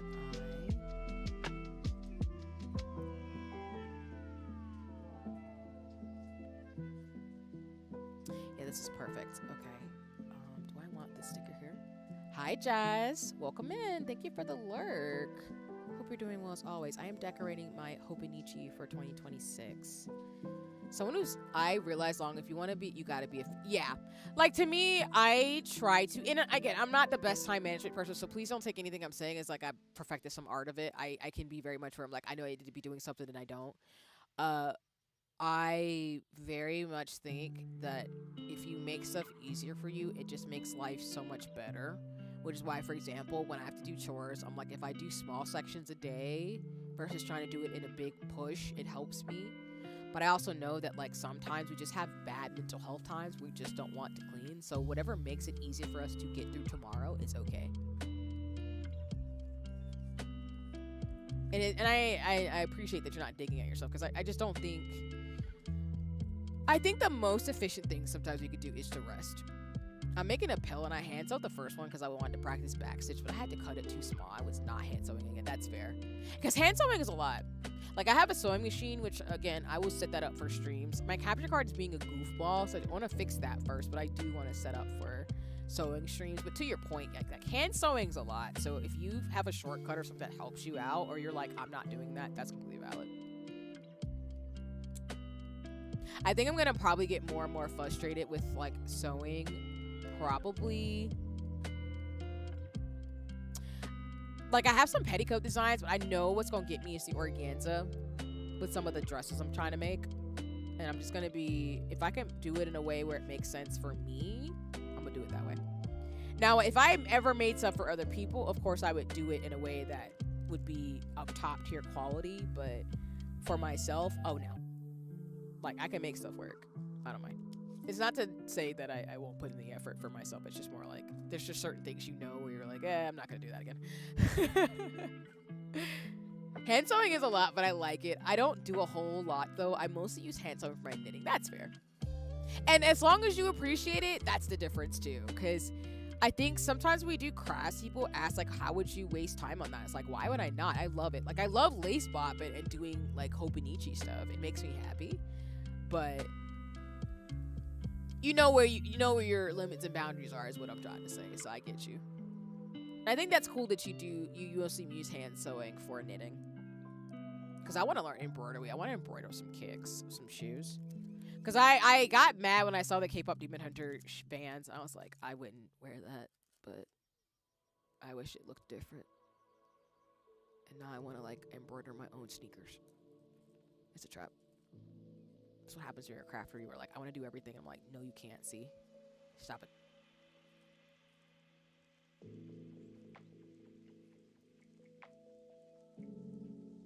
Okay. I think that goes there. Since I'm at that point in the project, I'm like, I want this shit done. I've been working on it since April. Help. That's so real. Because I get you when you're just like, you know what? I figured this out. It's mostly finished, but I need to be done with it. That's so real.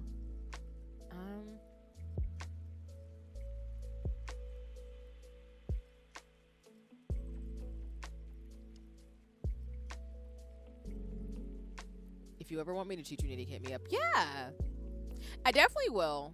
I do want to do regular.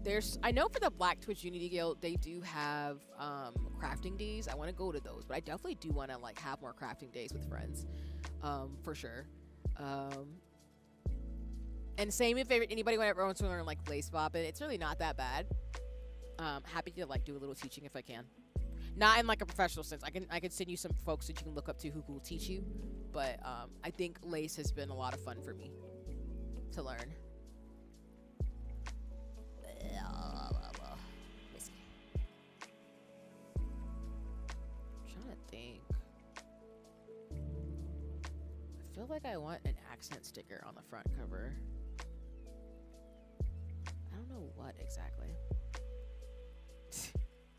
Yes, I love friend time with people in terms of crafting. So if we want to make it happen, I'm definitely down. I love crafting with friends. It makes me happy.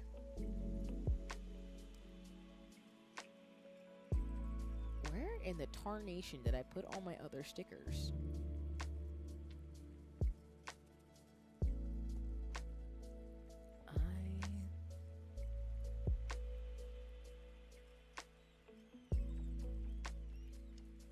You know what? That's going to be a question for future C to figure out.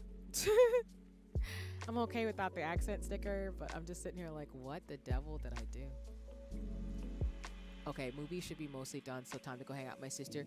Got you. Please enjoy family time. And thanks for stopping by, Kit. I appreciate you. Yeah. And as always, y'all, if y'all haven't followed Kit, you should go check them out. They are a really great streamer. I've been able to do a Mario Kart tournament with them this year. With Skip and a lot of other creatives, and it's been a lot of fun. Hope to do more next year because I am getting Mario Kart World, so I'm already prepared to be a menace.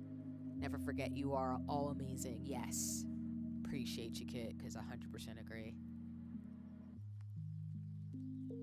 Okay, I said I wasn't gonna do that one, but I forgot I had this. This is what I mean, where I'm like, I'm thinking too hard. And it's staring me right in the face. Question is, I've just bought my Switch 2 Mario Kart with bundle. Let's go. So it sounds like we're gonna do some Mario Kart shenanigans next year. I'm here for it. But yes, take care. Bye-bye for now. Huzzah, huzzah.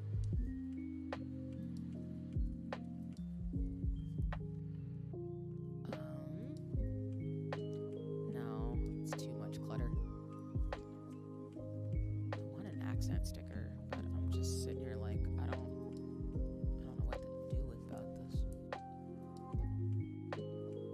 Yeah, that would have worked if it was smaller. You also have Mario Kart World, BB? Nice. Because I mainly have been playing Mario Kart 8 this year because most people don't have a Switch 2, which is completely valid. I mean, the Switch is expensive. But I do plan to get a Switch 2 for Christmas to be able to play, because I want to play Pokemon Zaza, Metroid Prime 4, Breath of the Wild, and a few other games. But if you, on that same note, if you have a Switch, I'd love to add you on there too. I'm usually on there. I haven't been lately, but I'm trying to get back at it to play more Animal Crossing. But I definitely can add folks on Switch too as well. I don't know how it works. I don't know if it's super different, but I'll be fiddling around with that around the holiday season.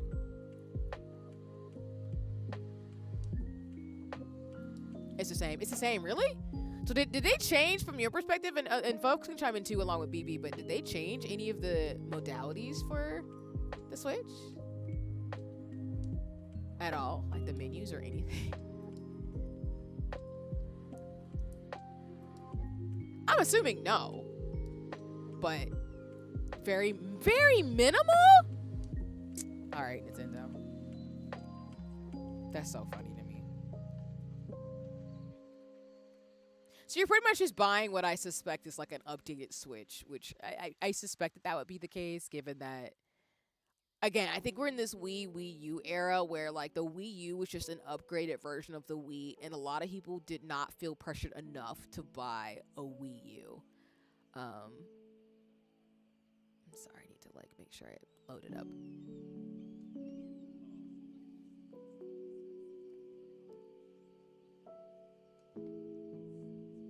Like, I guess I wanted some UI differences, but I'm asking for too much.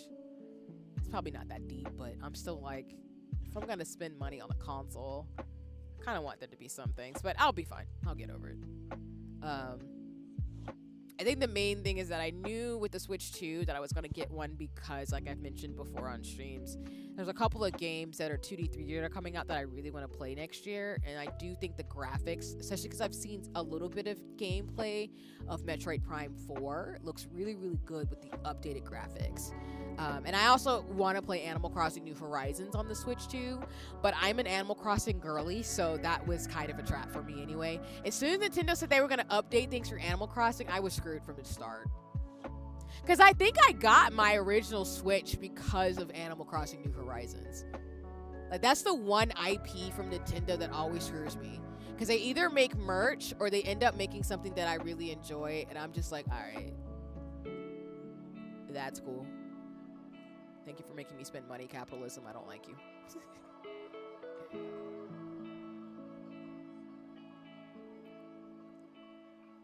Wait. Maybe this will work.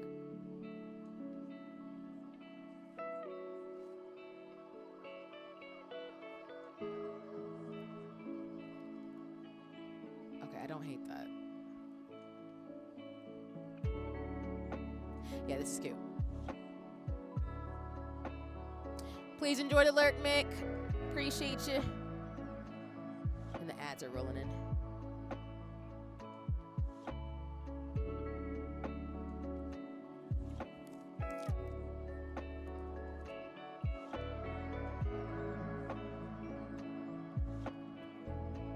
Oh no, I didn't want to put that exactly there. Oh, can I pull this up without tearing up the paper? Oh no.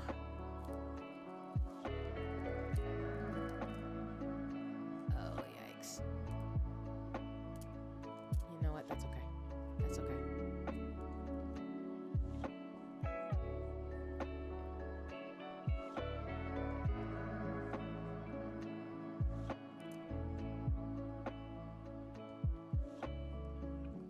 I actually don't mind that.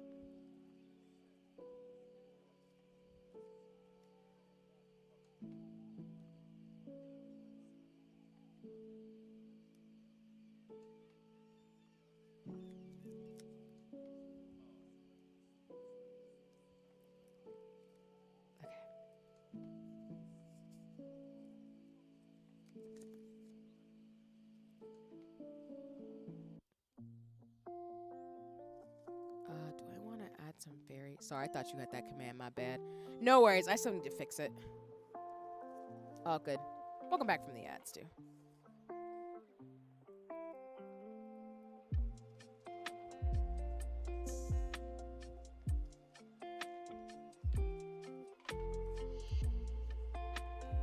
Yeah, I have the lurk channel command, but I need to get the other one command started. Or like fixed. For those of you who use it, so apologies for that.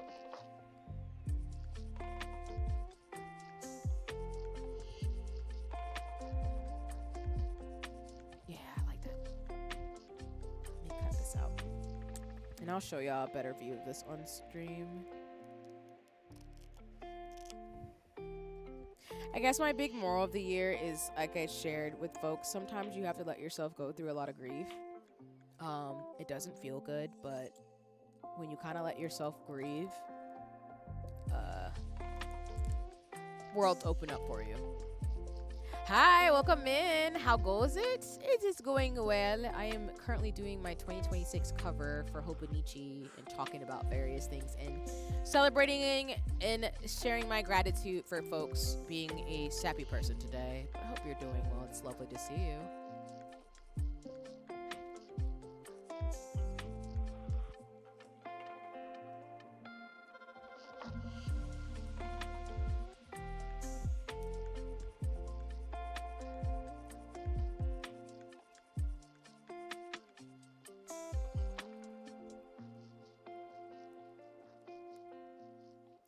Should have put some more accent on that, but that's okay.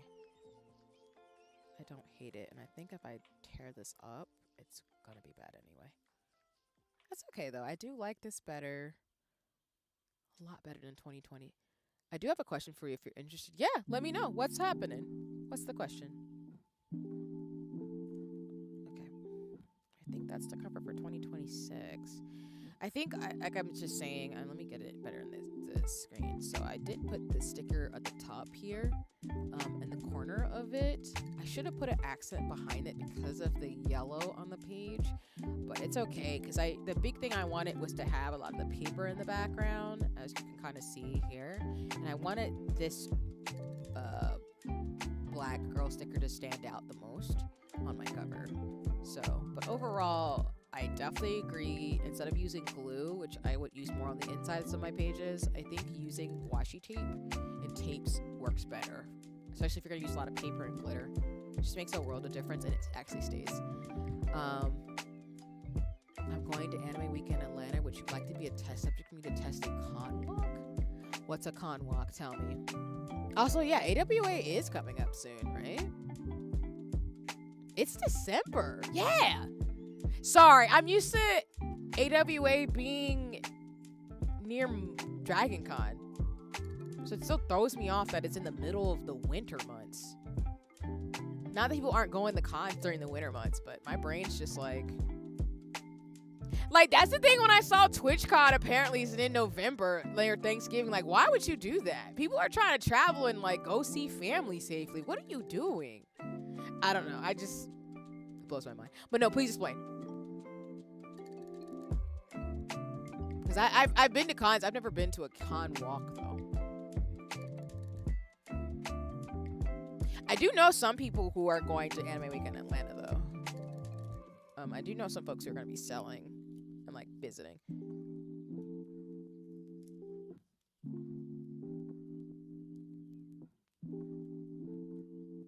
Oh. We can talk.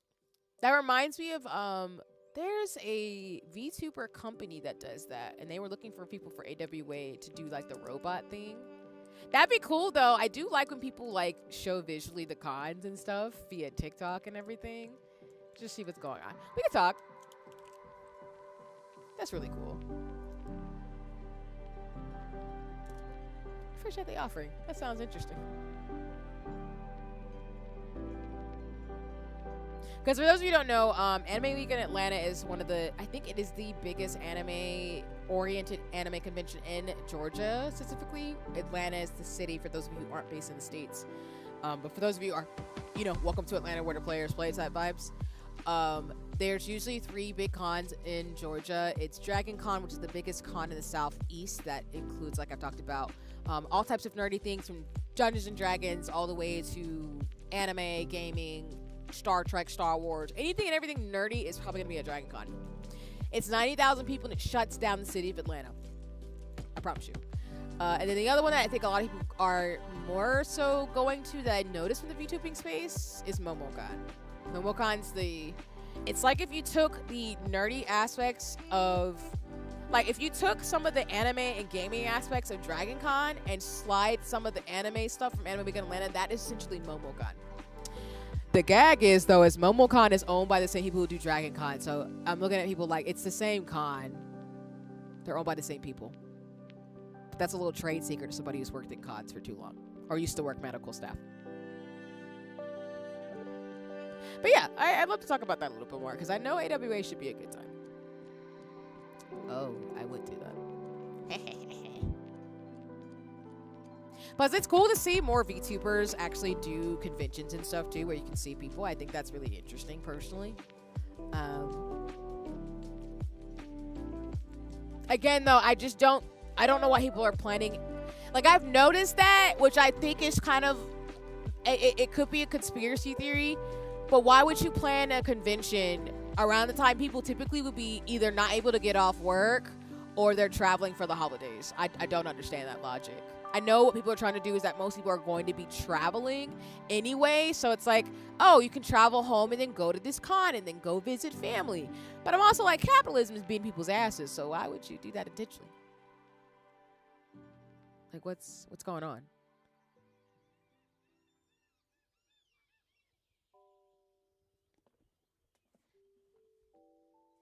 It's still a good con. And I always tell people, like, if you can go to an anime convention safely, of course, you should try. It's a really good experience, and it's a lot of fun, especially with a good group of friends. And you know, I'm into the cosplay and everything else, so I'm always gonna advocate for, you know, having a jolly good time with people. So it's just pricey. Cons can be really pricey nowadays, which hurts my feelings because I remember in 2010s cons didn't cost as much. Like, I don't know, I might be really aging myself, but I remember when MomoCon was like $50 a ticket. And I'm so serious. I remember when MomoCon was like $20, $50 a ticket. Now it's like $200. So high inflation and capitalism. It's not sexy. So putting that out there.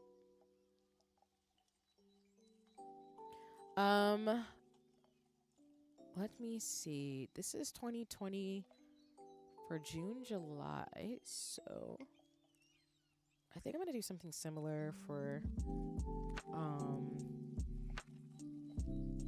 2026 July to December.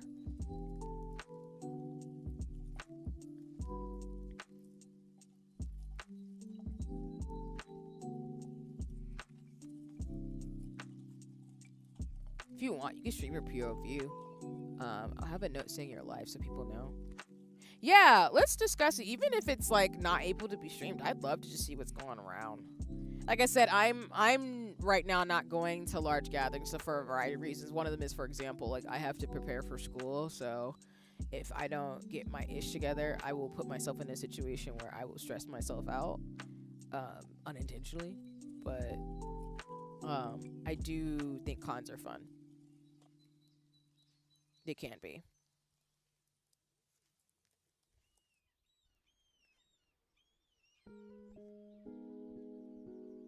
These House being Castle stickers, and I'm like, I really want to use one.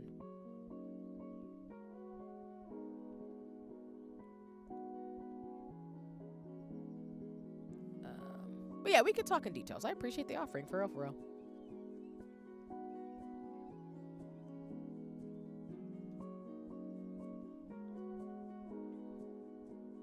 Because I think if I remember correctly, I think the con's in the same location as I remember it was. Because most cons are usually rented out in giant hotels or in convention centers. I do think the last couple of years have really transformed the con scene. It's not the same. I know I'm going to sound like a millennial when I say that, but I mainly mean that in the sense of like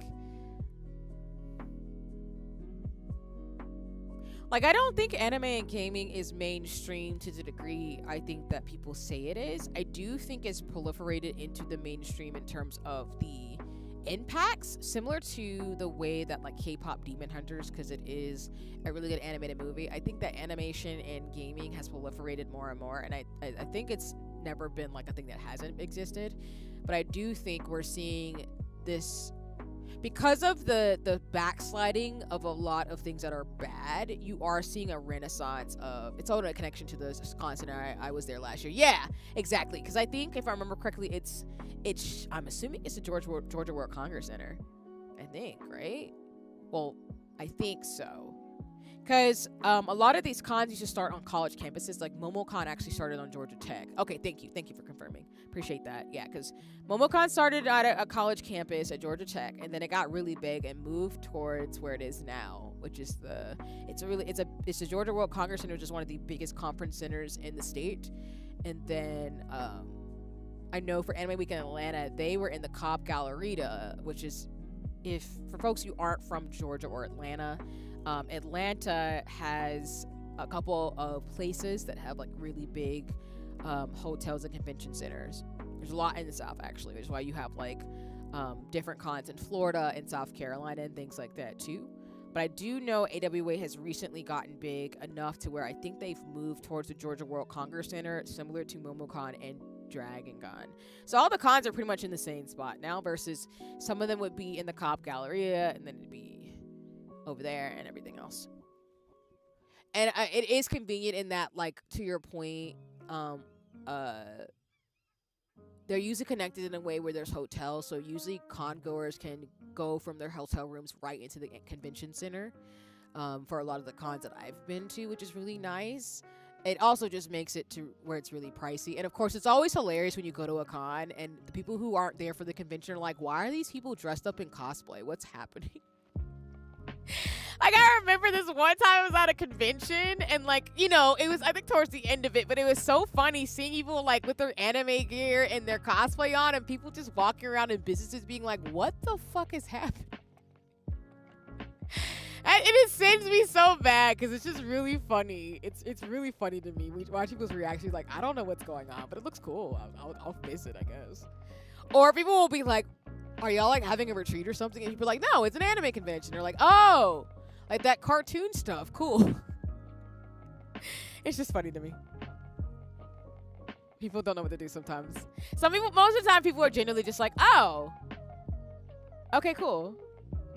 I'm not into that, but that's fine. Cons in the West are hilarious to me, though. Personally. I do want to go to Anime Expo, though, and a few other cons out west, but alas, we were going to have to wait on that.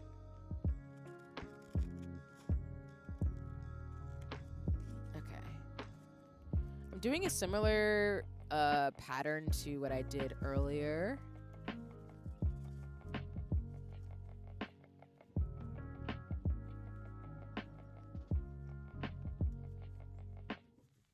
Just cutting out some squares like I did before. And then I probably will wrap up closer to maybe 8-ish. I did want to raid into a mutual who's supposed to have their debut stream. But I think because Twitch decided to do some gnarly things, I'm not sure if they'll be doing it today. Okay, BRB heading home will be lurking. Got you. Thank you for the lurk. I appreciate you. Please enjoy as I am doing things on stream and chilling out. But I'll give them a shout out. If you don't follow Aura, you should check them out. They're supposed to have their 2.0 debut very soon. I think some things happened where maybe that might not be possible right now. But I did want to give them a shout out and, you know, take care of that type of thing.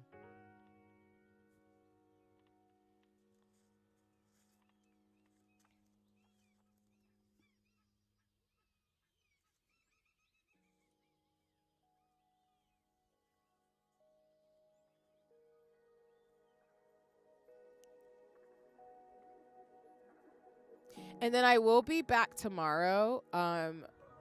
As a heads up, I am going to be playing Lethal Company with a Pinecone friend and their friends, Jekka.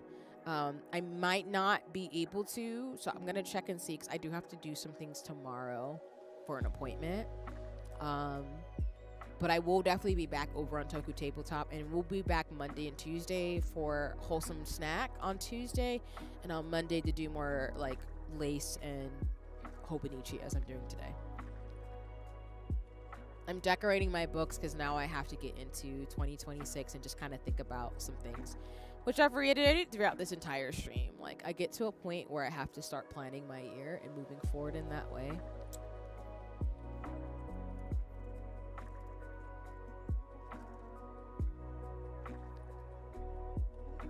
And I did want to just say, like I said, my gratitudes, which I'll always do that as a streamer. That'll never stop. I will always be a sap because I genuinely just appreciate just being able to do this for fun. So whatever comes from the fun is cool with me.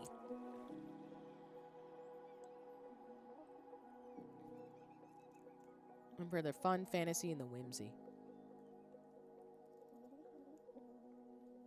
And hopefully being able to do these makeup looks in a way where I can use some decent brushes. I gotta figure out which ones I want to get, though. They have a kit that's pretty expensive, but I will look into how I want to work it. And I gotta make sure to separate it from my personal makeup tools from the kit that I'll get, so.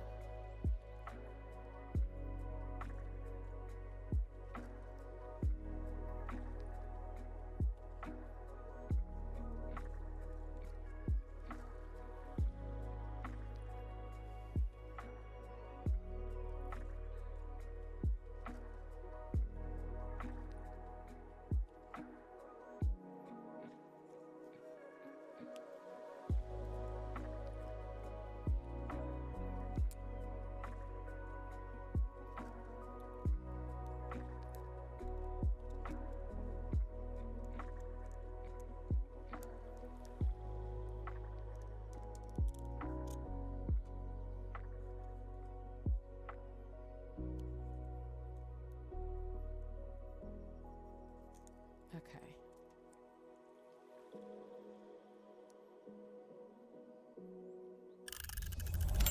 Okay, I think that's the chime for the first 10-minute break for this hour. So make sure if you're following me or listening in or just vibing and lurking, make sure you take your breaks.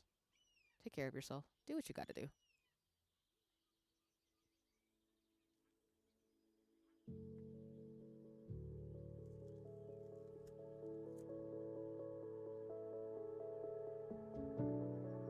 But yes, the best advice I've gotten this year is follow your locus of control in the way of just... Welcome back from the ads.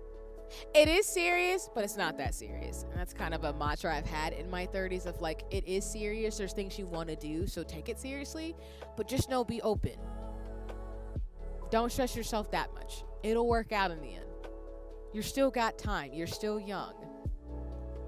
Contrary to the internet, aka VTubing, where everybody's like, if you are past 20 years old, you are an ancient hag.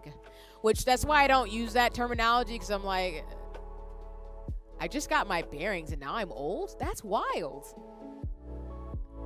Plus, like, I love that there's more VTubers who are now saying, like, I'm in my 40s and 50s. What? I'm like, listen.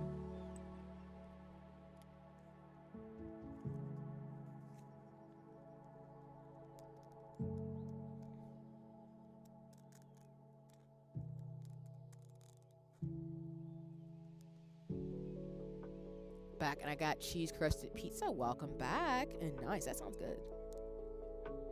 Did you make it or did you order it, if you don't mind me asking? I love me some pizza. There's a vegan pizza place near me that I actually really appreciate. I haven't had them in a minute though, but they have like good cheesy bread and like good cinnamon roll. I already did and ate some of it. Nice. I'm here for good eats. It is a weekend. Eat all the food. 50% off, nice. Love a good deal too. That emote is hilarious. I love that so much.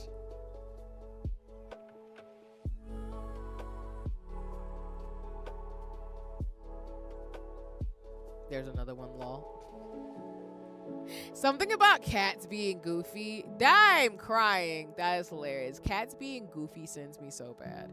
But I'm a cat owner, so I'm particularly biased, obviously. Okay, that's perfect. I just love cats being goofy. Yeah, exactly. All those cat gifs. Um, I think that is hilarious.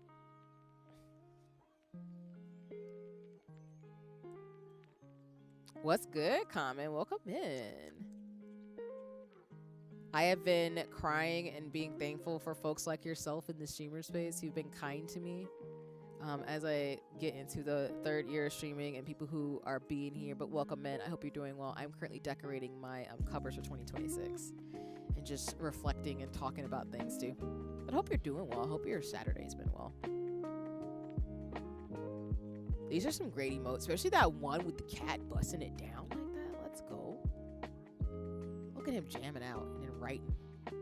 Like, what notes is they taking?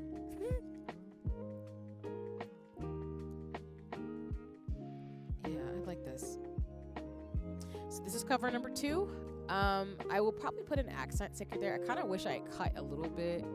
I would cut into here, but I think I'm going to leave it alone. But for the most part, I like this.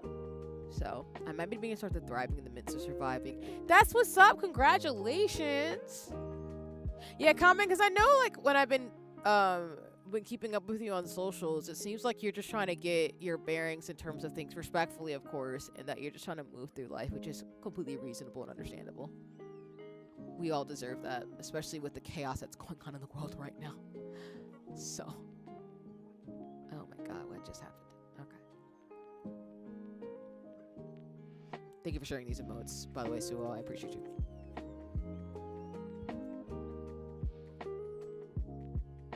But I'm glad to hear you're on the road to thriving. Like, in all seriousness. Yeah, I love cats. I'm a cat person. I appreciate all animals, but I do love cats and pets.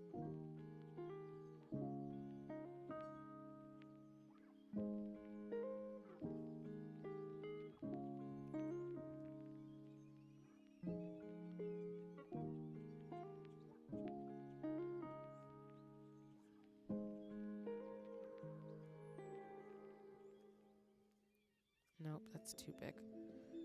I think I'll use my Sophie and Hal stickers in my Hobonichi. If you're wondering what I mean, there's an artist that I really love who made these Hal's Moving Castle stickers that I really like. I like the way she drew Hal and Sophie. She also is the person I mentioned too who's done the calendar that I use every year. I love the Harumi Matsuo calendar, but her calendars have been really pretty. Another one I've been staring at is GDB. I love her stickers too. So I was looking at Ansley Barbie, who is a really dope black artist who I've been following since I was a teenager. They did have stickers, but her shop's currently closed until next year, so I'll probably get hers for 2027. I know it's too far ahead, but I would like to.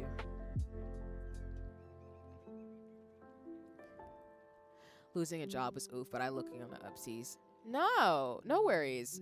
I mean, I do lurk around and keep up with people the best way I can. I know, like, I can't be in everybody's streams, but it's something I've been saying a lot this year, where I generally appreciate the folks who have, like, come by and said things. I know not everybody can watch everybody all the time, or they choose to put their energy towards certain things, but I do appreciate folks who are honest on the internet to a degree about what they're going through, so I know, like, you know, what's happening if they feel comfortable to share. But comment as a friend, like, you're welcome to hit my DMs if you ever need to talk and stuff. As somebody who has gone through that transition a bit too, respectfully, like, I'm always happy to, you know, send some solidarity, because I know a lot of people who have either lost their jobs or have unfortunately had to leave their current occupation because of the way things have gone this year. So it's not an easy place to be in. So as long as you know that, you know, no matter what you lose, it has nothing to do with you, it's everything to do with the world being as wild as it is, then that's all that matters to me too. I think it can be really demoralizing, and it can be like feel really bad, but it has nothing to do with you. It's mainly just the way our world is being shaped in a problematic way, which sucks. But as I learned in college, do not let a job, a relationship, or a person define your worth. You are innately valuable no matter what you're doing, who you're with, and everything else. Honestly, I wish to be honest without sounding a certain way. So it really does just take a lot up to be upfront. I'm always looking for the right way of wording things. That's okay. I know that about you, Common, as well. I understand that too. It's what I was mentioning earlier in stream, where like I think a lot of this year for me has been being in spaces where I'm allowed to be human, because you don't always have to say it the right way. Sometimes saying something is enough. And I think there's just some things in life where there's no perfect way to say, like, I lost my job, or this person hurt my feelings, or this relationship didn't work out, you know? So I don't think you're sounding a particular way. I think you're just being honest, and that's okay. Sometimes shit just sucks, and you're just like, this sucks, and that's it. So, but I understand that. Like, I always try to communicate what I'm thinking, but I think, not speaking for you, but it's giving yourself the self-compassion to know that it's okay to be human and say it the way that you just should. And exactly, so it's really good to just be able to feel the way you do and be okay with that. That's why, like, I was talking about it earlier, where I'm letting myself be more human, because I was just talking about the fact that, like, I've been in spaces where people would talk out of the side of their neck and say things to me, and I know they genuinely mean well, but sometimes it's kind of like, I don't need you to trip me up on my way, because I've already lost a lot, and now I'm really just holding the fire to be able to navigate what I have to do now. And it was a valuable lesson for me this year, because it taught me, again, the importance of self-compassion. And to your point, like, sometimes you just don't need to word it, because sometimes you just have to be like, I'm just going through shit. And I don't have any words for it, but I'm just going through stuff right now. And that's okay. So, not telling you, of course, how to feel about it, but I resonate with what you're saying. It's why I'm saying what I'm saying about it. Because I had people also invalidated it and just wanted to move on from it, don't really feel comfy, which is fair, but then also just make the person feel unimportant. Exactly. Like, it's the reason why, like, I still appreciate compliments that people give me, but I also know my friends are coming at it from a different place than some people who are saying things in a very, like, okay, this is gonna sound bad, but I think when people see how I look, and it's something I've talked about on the streams, right? The lesson this year for me definitely has been letting things go, but also be okay feeling the type of way. Exactly. Like, I think giving yourself to grieve change is so important, and that's something that I try to do as much as possible. Because even for me, like I was saying earlier on stream, I am happy where I'm at, but I'm still grieving the older version of me, because that version of me I was so used to. And I'm not saying that that person was perfect, but change is really sad, and it's a lot, and it can be rough on our spirits. So I think you have the right to feel a type of way about it if you're going through shit. And I wish people would make space, but particularly in the US context and just in general, I think sometimes people just struggle with grief and loss and stuff. So I get it. See, you're shaking my soul right now. Thank you. Because I that's the thing, like, and it's just coming from a place of, like, before 2020, because I've been referenced 2019, but I've had so much loss in my life that the thing that pissed me off the most from a lot of people was not giving me the space to just be mad as shit about it. I'm mad, and I'm upset, and I don't want a toxic positivity about it. It just fucking sucks. That's okay.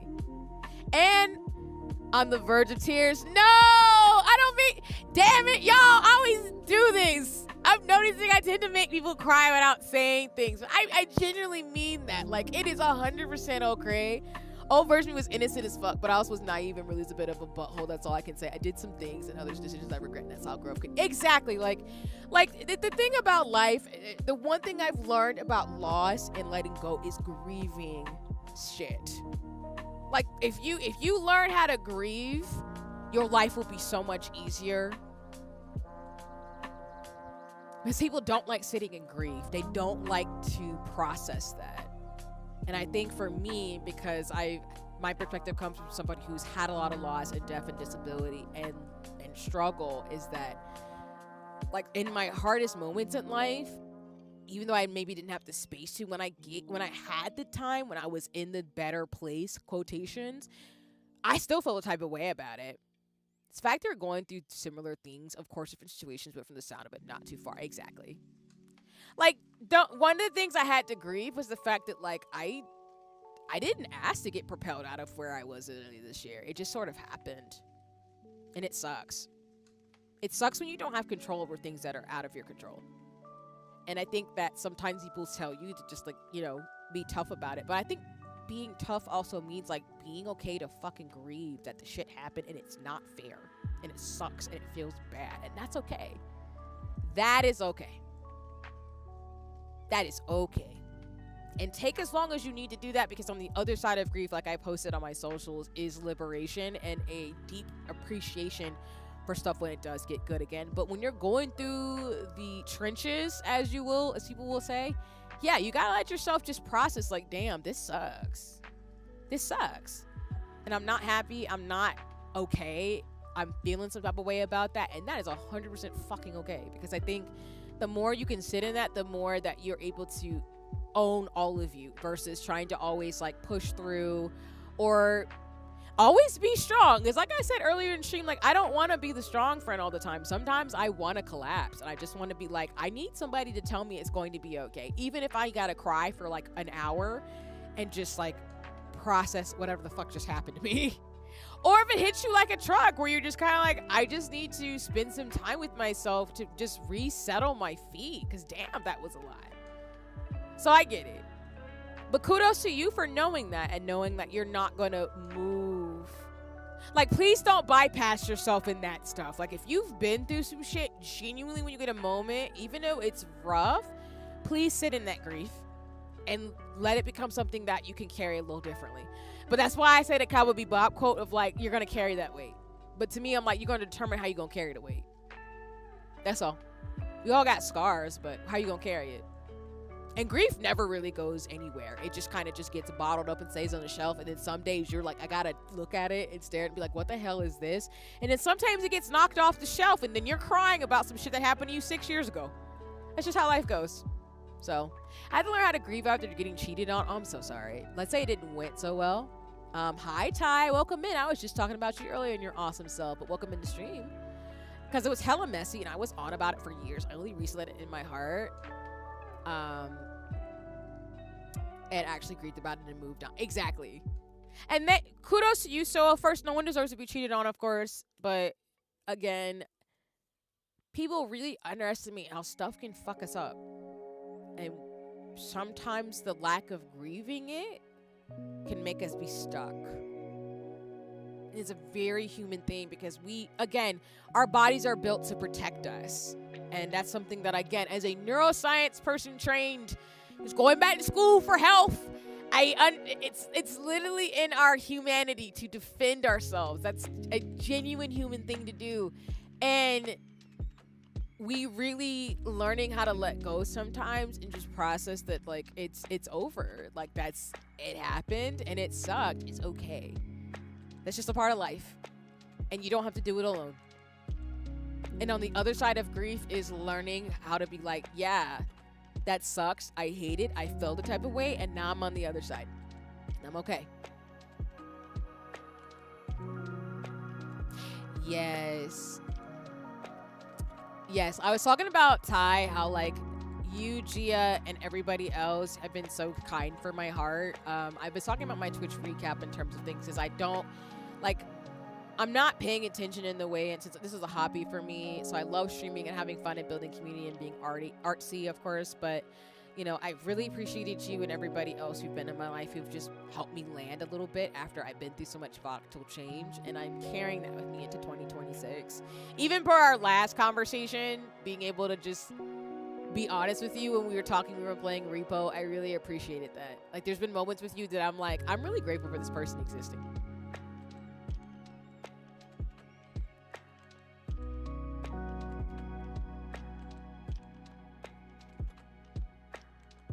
And I know that ads are starting, so let me not say anything until the ads end up.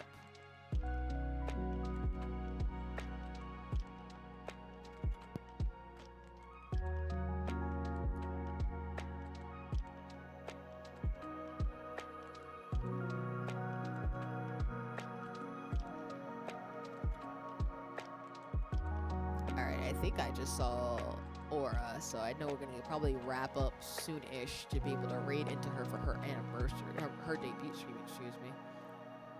But yeah. Let me see. I know there's some birthday shenanigans going on today, too. So I want to say hi to people.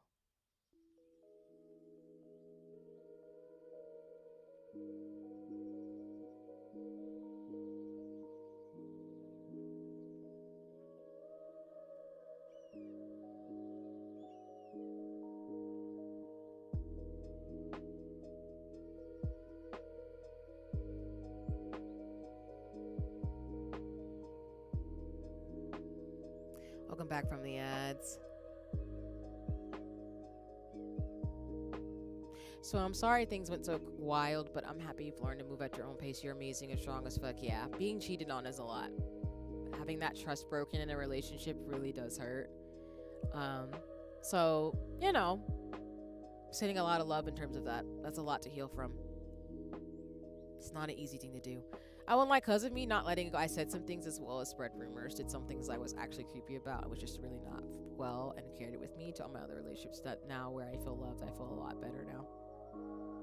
And it takes a lot of courage to admit that. I think that when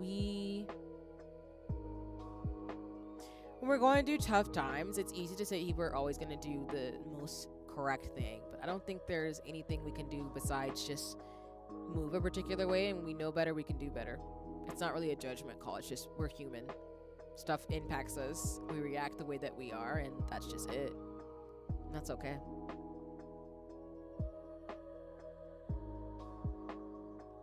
Sorry, one of the streamers I just followed says, I know you see this motherfucker come here, and I'm like, that's the most out-of-pocket ass message. I love shit like that for streamers, though. Dead ass. That's hilarious. You as well, Common, you're strong and keep going even with losing your job. I can understand on that front since I had that happen before, and the pain can be a lot. But know that the other feel that pain, and we'll be there for you here. Yeah. Like, again, like, everybody deserves to have their shoujo, so I really am happy to hear people being loved and appreciated. And Common, for you, again, you will land. Capitalism is a bitch and a half, but it's okay. It'll be okay. And if you want to be mad as fuck about it, be mad as fuck about it. You don't have to have perfect words about that. It's not fair, and it sucks. Capitalism is a bitch. It's a lot. It's a lot. And people suck. Especially like going into 2026, I think the big thing about it is that as a millennial, I think it's a big reminder that the world that we want to create, we have the power to do that. I know it sometimes feels impossible to do, and it feels like people are very selfish and very cruel. However, as I've said my thank yous today during stream, like, there's a lot of good in the world if you are willing to make it to tomorrow. It does feel impossible, and I know people are going through excruciatingly painful circumstances for long periods of time. However, I want you to know that no matter what, even if it's not for me, if there's somebody who's in your life who loves you, just know that, like, you're doing something right, even if it's just yourself. And a lot of human experiences are very common. A lot of us have experienced similar pains and tragedies and relationships ending, people being cruel, people not doing the things that we thought they would do.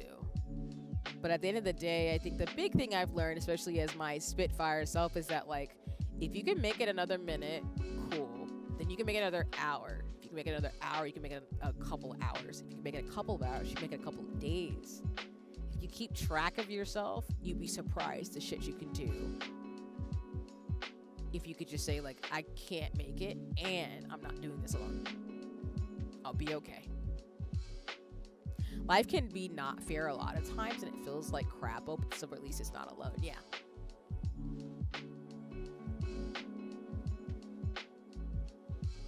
And the thing that's really helped me this year when I was going through the tumultuous that I did is that realizing that I'm the only person that I can control. And sometimes, like, when you do feel alone, just know, like, I've taken lessons from that solitude of knowing that it's okay to have to sit with yourself and really just be in your own company and be your own best friend. And sometimes you just have to remind yourself that, like, yeah, I have these loved ones and people in my life, and I still can be there for me too in the way that I need, and know that, like, all the emotions I feel are completely valid and should not be ignored. I know people I know I talk about, like, again, insecurity and not listening to people, but genuinely, like, being insecure and being envious or jealous and these things people have negative associations from are not bad things. They're just a part of the human experience. We all feel them. We're all going to feel them. It really just depends on how you act on them and how you move. And if you know you did something wrong, you know, be accountable to yourself and to other people as much as you can. Or at least I'm going to encourage that. I think accountability and vulnerability and being comfortable with your shadows is very hard to do as a person. But I think the more you can do those things, the more when you go through really awful shit, that by the time you get to the other side, you're not so caught up, I guess, in being so unforgiving. I won't lie, I want to beat the fuck out of my old self because of how many things I'd done when it was a bit unhinged, but honestly kind of glad to maybe what I am today and won't do it again. Yeah. I think we should always be kind to our past selves, even if we do shit we're not proud of. And I'm not saying in the sense of, like, commending stuff that we know we shouldn't have been doing, but more so we should be proud of the lessons that we got from the growth of the mistakes that we made. And yeah, you should be proud of who you are. I know for me, like I said earlier for stream, like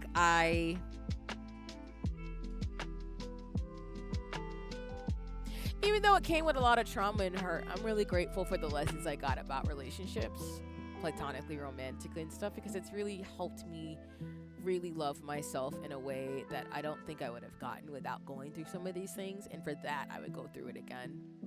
Not voluntarily, but I would go through it to be having this amount of love for myself and to know that there's certain things I deserve and will not settle for at this point in my life.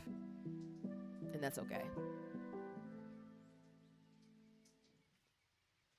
Not to say you have to take lessons from bad shit happening. If something bad happens to you and it's crappy, please don't let me or anybody tell you that you should have gone through it and it's okay.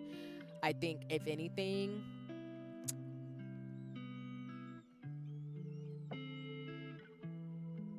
it's okay to be mad and to feel like it's unfair.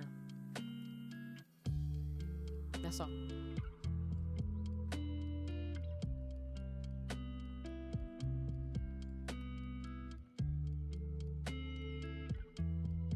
Sasuno, what's good? Sasuno, what's up? Hi there, welcome in. I hope you're doing well today. It's lovely to see you. As always, y'all should go check out all the folks who are part of Toku Tabletop, which is my TTRPG game that I play, as well as we do have a Kamen Rider campaign that Sasuno is a part of on Saturday morning cartoons, as well as my campaign on Sundays at 7 p.m. Eastern Standard Time. You just woke up? Thanks for stopping by. I am just chatting and chilling, and I was gonna play games, but I've been mainly doing my Hoponichi thing. I just decorated my covers, and so I'm just trying to, like, see from the paper I'm using what else I want to do in my books before I, like, get ready for next stream, where I'm gonna probably dive deeper into these. And what I mean is, y'all, I put my plastic cover on this and then set up my book for next year. So I know it might be it might be a lot, but I just want my covers to be set up for January. Cause yeah, as you can see, my covers are bomb. Like, they're in there. But I hope you got some good rest. You gotta do what you gotta do before gaming, exactly. Yeah, today is static day, so we're gonna be gaming and doing things, and I'll be playing more Marvel Rivals and, like, running around for errands tomorrow.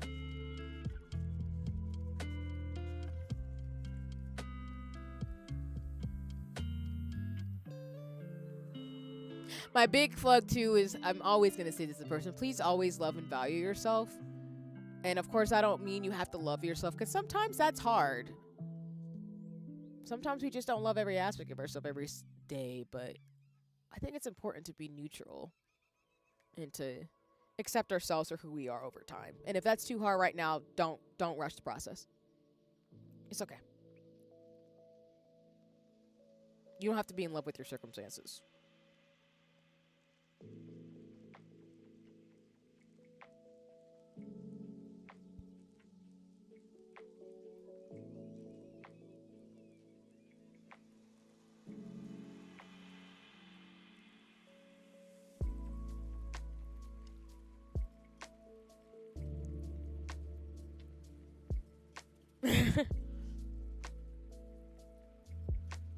I just saw what was said. Okay.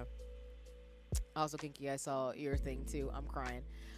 It was okay. Didn't sleep too well, but I'm more excited about that. I got a Tekken tournament today. Nice. That's what's up.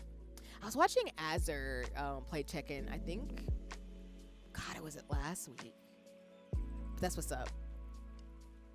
I'm always here for the shenanigans. Oh, okay. Data and my OBS disconnected as soon as I said something. I think I'm back. Maybe.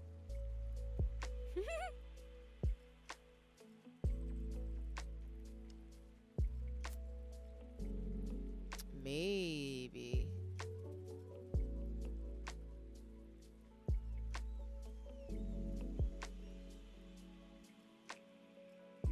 Oh, OBS is having a jolly good time.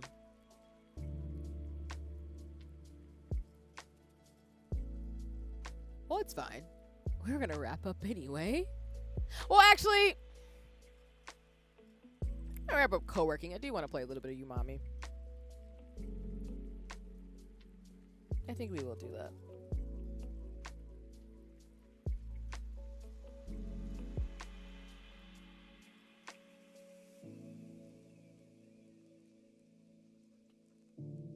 Okay.